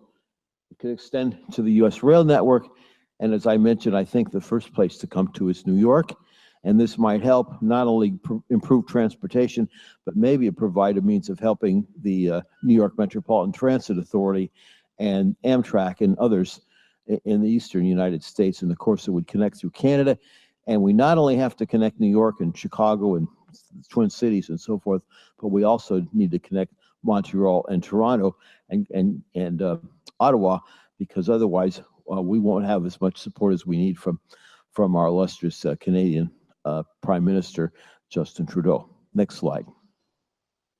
This is another view of the same thing with an extensive network.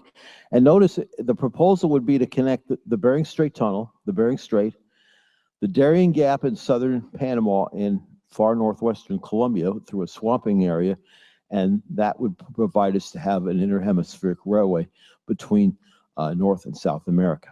Next slide. This is another view of what rail lines connecting the United States to South America would look like through Central America. There were actually proposals made going back to the 19th century by the U.S. Army Corps of Engineers prior to 1900 when President McKinley was president. And frankly, it appears that one of the reasons he may have been assassinated was to make sure this would never happen at the time. it's time that it did. And of course, with Panama and China just signing an extensive series of agreements and a lot of new investments coming in, there is also a proposal for bioceanic railway connecting Brazil with Bolivia and Peru, and also between Argentina and Chile, and between Peru and Brazil as well. So there are some serious proposals beginning to be considered. Every one of those involves the Chinese, and their participation and guidance and their experience is going to be essential for the construction and operation of any railroad. Next slide. This is Alaska, northern Alaska, up to Prudhoe Bay. There are possibilities of a lot of mineral development. Next slide shows it. And there's extensive coal, oil. The largest coal field in North America, which has almost 40% of the coal reserves of the United States, is the Point Lay field in Alaska, but it's undeveloped because there's basically no transportation access to it. And of course, that would become part of the traffic base for the Bering Strait Tunnel and perhaps some other uses, and provided we cleaned up all the various environmental concerns that have to be developed. And the Chinese, again, they're working on there, certainly with some of their technologies, as well as promoting alternative energy, including nuclear. Next slide. Now, we'll get to water. Water is essential for agriculture. That's what this conference is about. We have to have water for food. Now, these are the major rivers and networks that might be useful in taking water and bringing it where it's in great surplus, Canada, possibly Alaska, and bringing it down to the southwestern United States, on the Great Plains, and to the state of California, although this particular year, I don't think bringing more water to California would sell, because it looks like they got quite a bit, if not too much, last winter. I understand Lake Tahoe is now in the process of perhaps overflowing, but we also remember that 2 years ago, they were basically in very dire conditions with drought. So we always know in California, drought will return. Next slide. This is the original NWAPA plan with some modifications to it that was actually published by the LaRouche movement as an outgrowth of the earlier study that was done by Parsons Engineering Company. And in this particular case, the Mackenzie River in northern Canada in the Northwest Territories and the Yukon River in the Yukon Territory in Alaska would be primary sources of water, although I think we should concentrate on the Mackenzie River because we understand that there's some mercury and uranium issues in the Yukon River, especially at the lower end. Next slide. Now, that big red zone there is the Ogallala Aquifer. And it's in the condition, as I'll show in one of the other slides, it's having a shortage because water is being pumped out. There is very little being added to it. It affects the states on the Great Plains. It's the biggest breadbasket in the United States, and we need to have enough water to keep it going. And we have problems with depopulation and so forth that are making it critical that we deal with the question of the Ogallala Aquifer. And also we have the waters going to California, to the southwestern United States, to Nevada, the lower Colorado River, and also to the Mississippi to be pumped to water in Texas. Next slide. Now here's another view of the Ogallala Aquifer strictly within the boundaries of the lower 48 states, and it's in Wyoming, Colorado, almost the entire state of Nebraska, parts of Kansas, parts of Oklahoma, parts of Texas, and small parts of Colorado and New Mexico. And it's a major aquifer, but the southern part of it in particular is in somewhat imminent danger of depletion. Next slide. Now, here's a view of taking water from Canada, letting it run down the Missouri River, pumping the water from either near Pierce, South Dakota, or actually also in Nebraska, and having that run down the area of the eastern of the Great Plains and replenishing the Ogallala Aquifer, plus serving as the immediate needs for agriculture, a reason that increasingly is suffering from a severe shortage of water as well as depopulation. Next slide.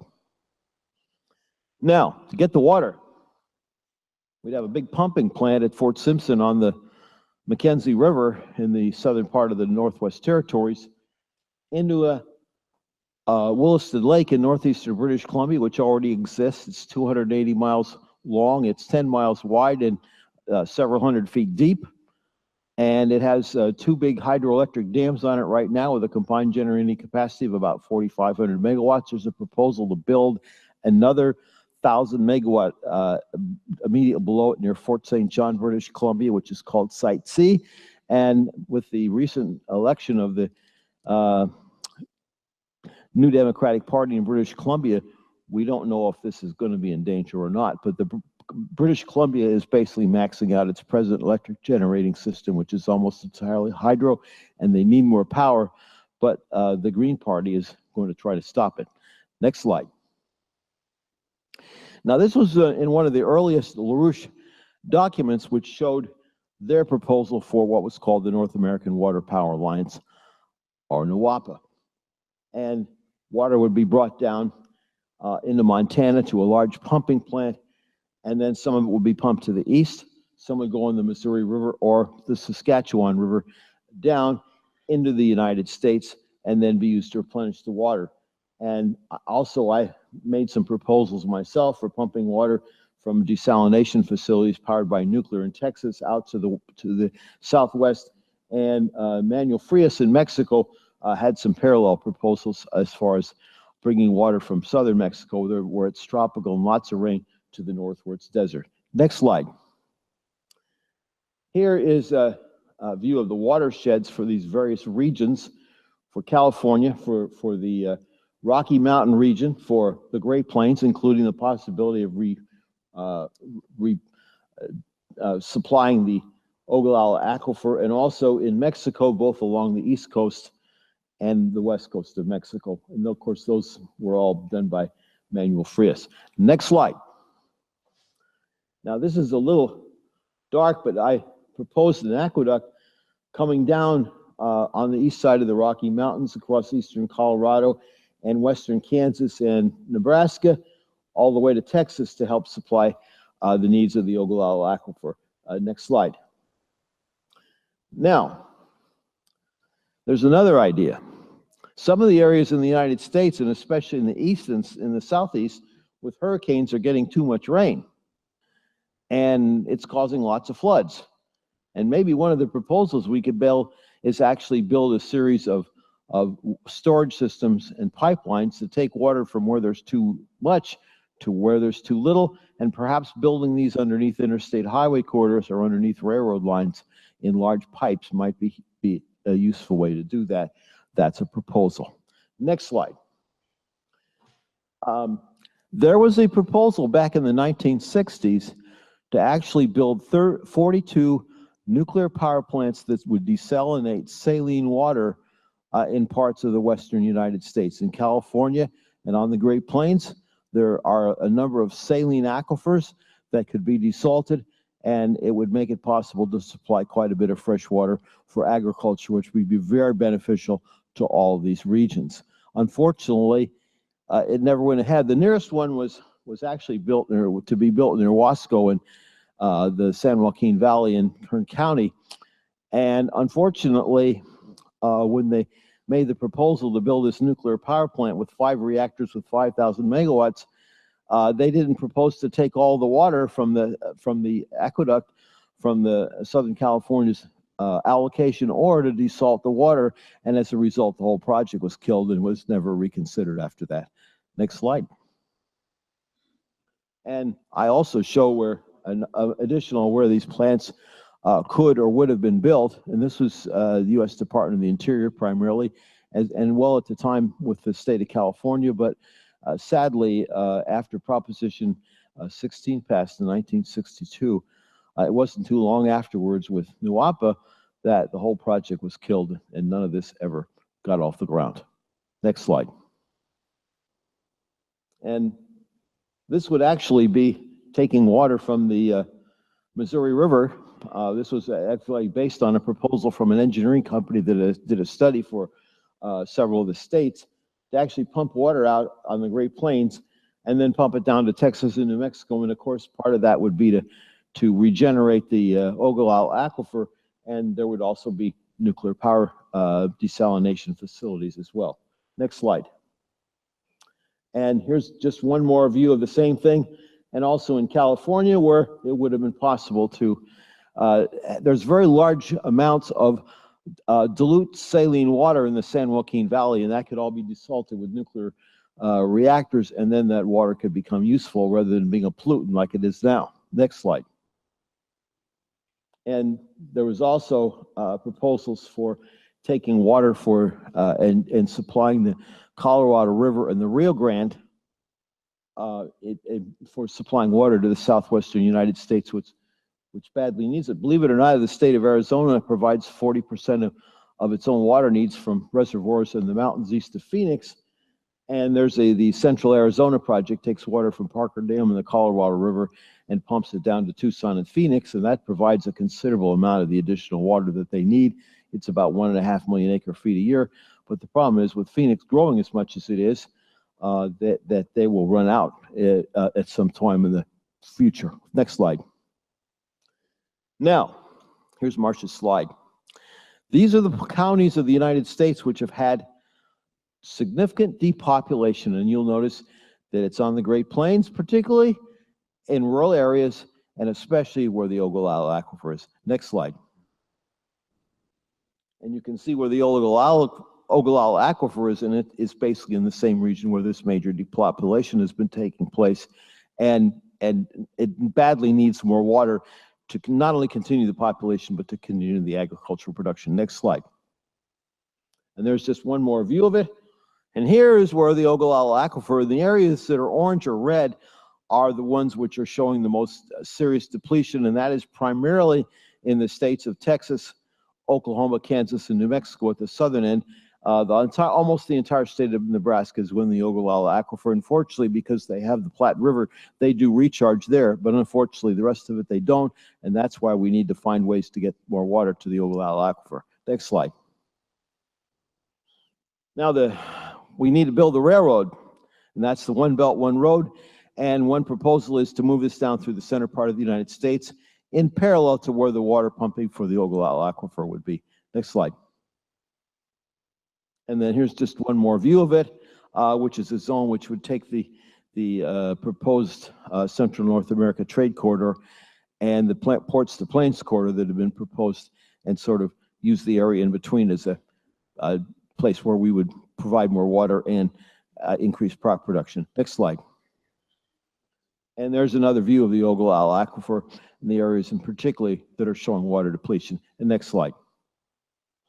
And in Texas, they need water too, and their problem, unlike California, is the water has to go from where it's low elevation to where it's high. And a lot of it could be pumped from the Mississippi River, but that would require the cooperation of the other states. There'd be a large pumping plant at Lake Providence, Louisiana, to Texas. Next slide. And that shows where it would go across Louisiana, and you'd have to pump it from basically 20-foot elevation up to about 400 feet, and then by the time you get to Dallas, you'd be 600 feet, and then out to West Texas, it would be up to a 3,500-foot elevation. Next slide. And this is a proposal for what we could do in Texas, and that area in the far northwest in the Texas Panhandle is what's behind the Cap Rock, and that's also where the Ogallala aquifer is. Next slide. And here's a view of California, the system that they need in California. And next slide. And how to get it there? You'd have to pump it from the Dalles on the Columbia River down to Goose Lake on the California-Oregon border. And believe it or not, the amount of hydroelectric power that you could generate from the downhill flow would almost equal what's required to pump the water uphill. So that is a good thing. And next slide. And here's the systems across Oregon, including the possibility some of the water could be pumped to the east from near Silver Lake to the east into the Wahi River, which would go to the Snake River and then back down to the Columbia River. Next slide. And there's the cross Oregon corridor. They would take about 5,000 megawatts to pump the water uphill from 200 feet at the Silo, Oregon to 4,700 feet at the California-Oregon border near Lakeview on Goose Lake. Next slide. And here's another view of it, the Pitt River. Its present hydroelectric generating capacity going into it's most of the river water that comes into Lake Shasta. That would be increased from 700 megawatts to about 2,000 megawatts. Next slide. And then they're going to build a new, the proposal by Governor Brown is to build tunnels underneath the delta to take water from the Sacramento River and pump it down to where the present intake is for the California Aqueduct. Unfortunately, his proposal doesn't bring any more water in from outside. Now, this year they're okay, but most of the time they're not. And my conclusion is you can't have the water in California, all the water in California can't solve the problem. Okay, next slide. And that's the same thing, Wanneroo Shale. And next slide. And that's the California high-speed rail. Next. And there's another view of the California. Okay, next slide. And there's another. Okay, and that's where the pumping is. Now, I wanted to also say that I have separately some slides about New York and what we could do to bring the rail in. And as I said, mentioning going east from Chicago with the One Belt, One Road, and going to Philadelphia to the Northeast Corridor, and then into New York, and maybe we could get the Chinese help in getting these tunnels fixed. Thank you. Stay up here because we're going to get everybody to come up. All right, what I want to do right now is the following. I want to make sure, first of all, the audience thanks the speakers as a whole for what has been not just extraordinary, but has featured several things that I don't think have been done at any conference, certainly not in the United States or in New York City. So on behalf of the Schiller Institute, I want to thank everybody.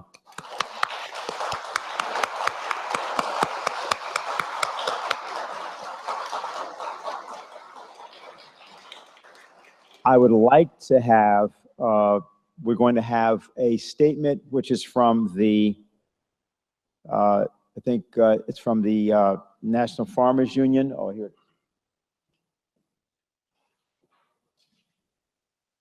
You're having somebody, the Indiana Farmers Union. And I want to have that, somebody can use a microphone to read that. I'd like to have, if possible, a group photo of all of the speakers. So Dr. Ho, don't go too far. But that will be in about, let's see, that will be approximately 10 minutes from now. So in these next minutes, if we have this statement, do we have that from the Indiana Farmers Union? We can have that read. Is it going to be Kansas Cattlemen? So we're not going to read the Indiana Farm. We're not going to be able to do two. We're going to do one. Yes, that's him. You got it. I'm just going to sit here on the front row. You have enough light, Ron? You got enough light to see it? I'm not as young as Hal. All right, fine. Go ahead. This is a fellow Farmers Union member from Indiana, Jim Bingham. He's been farming for 30 years there in Indiana. The Farmers Union was organized in 1902 in Point, Texas. Today it has 220,000 members that support the farmers with lobbying in Washington and education and so on. And I'm going to read Jim's statement here that he made a few years ago. And I think there is a copy of this on the desk out there of his total statement. If you can, yeah, Ron, if you can do excerpts because we're very short on time. I'll go as fast as I can here. We must return to an economic policy which protect the nation's ability to produce. Glass-Steagall will cut the speculators off the public trough. The first step to restoring a sound banking system and setting up a production-tied credit system past Glass-Steagall, and we can get on to the business of rebuilding our nation. We will be able to pass farm and food supply legislation based on the principle of parity pricing for farmers and food security for Americans in domestic production and reserves. We can finance urgently needed water proposals such as the North American Water and Power Project. I, like most Americans, want to produce what our country and our people need. Give us the conditions in which we can do that. So you can be sure you will have the backing of the majority of the Americans if you act.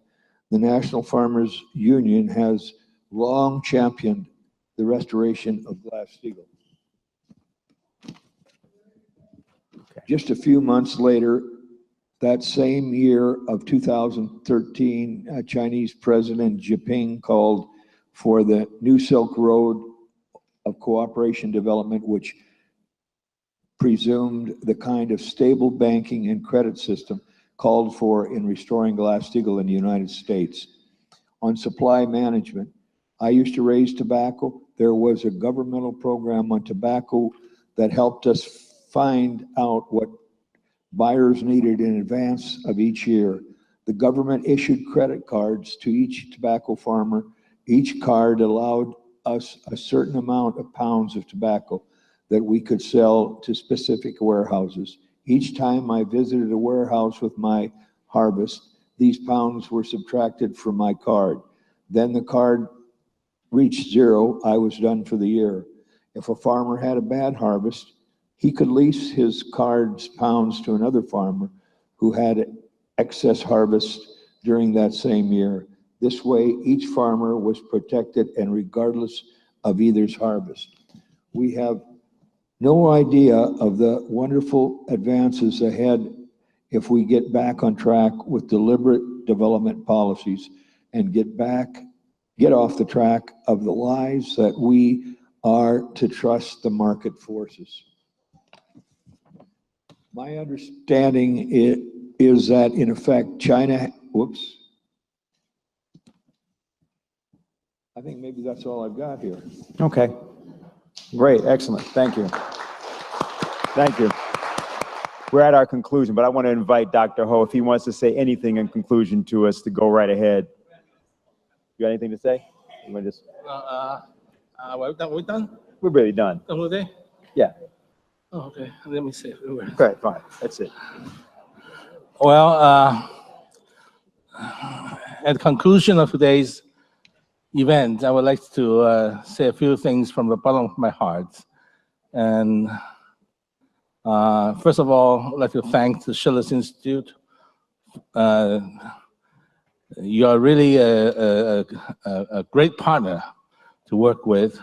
And I think without you and the work of the China Energy Fund Committee in New York City will be a whole lot more difficult and will not be as smoothly as we have paved out today and recently. So especially, it's a pleasure to work with Dennis and his crew and all of you too. And you have been a wonderful audience. It really touched my heart to see so many of you, especially the gentleman sitting back there with his white cane. And he has been here in the last few times, sitting from the first hour till the very last moment of the event.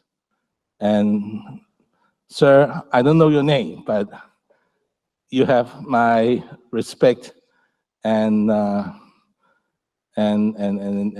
you really touched my heart for that. Okay, shall we give the gentleman a big hand?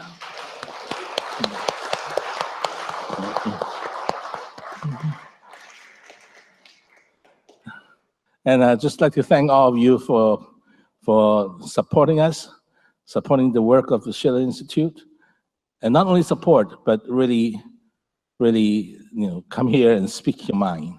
And this is what we really like.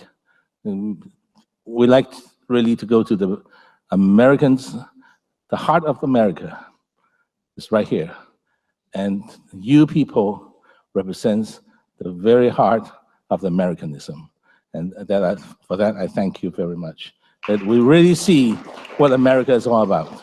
Thank you.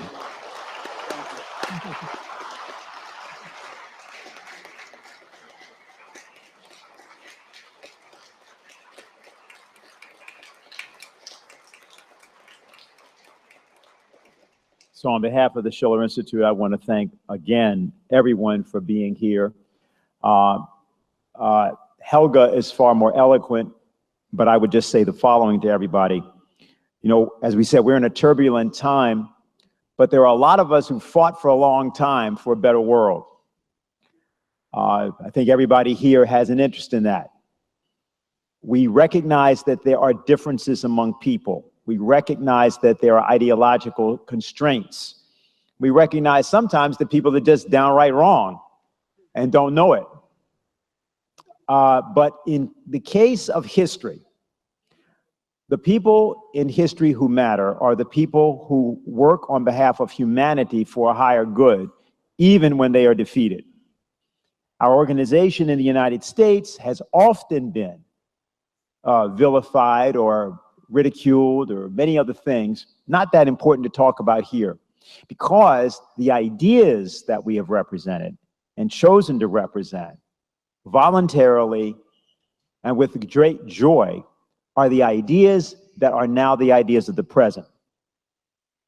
You know, I said one time at one of these conferences that America is not a place, it is an idea. And it was not invented by the United States.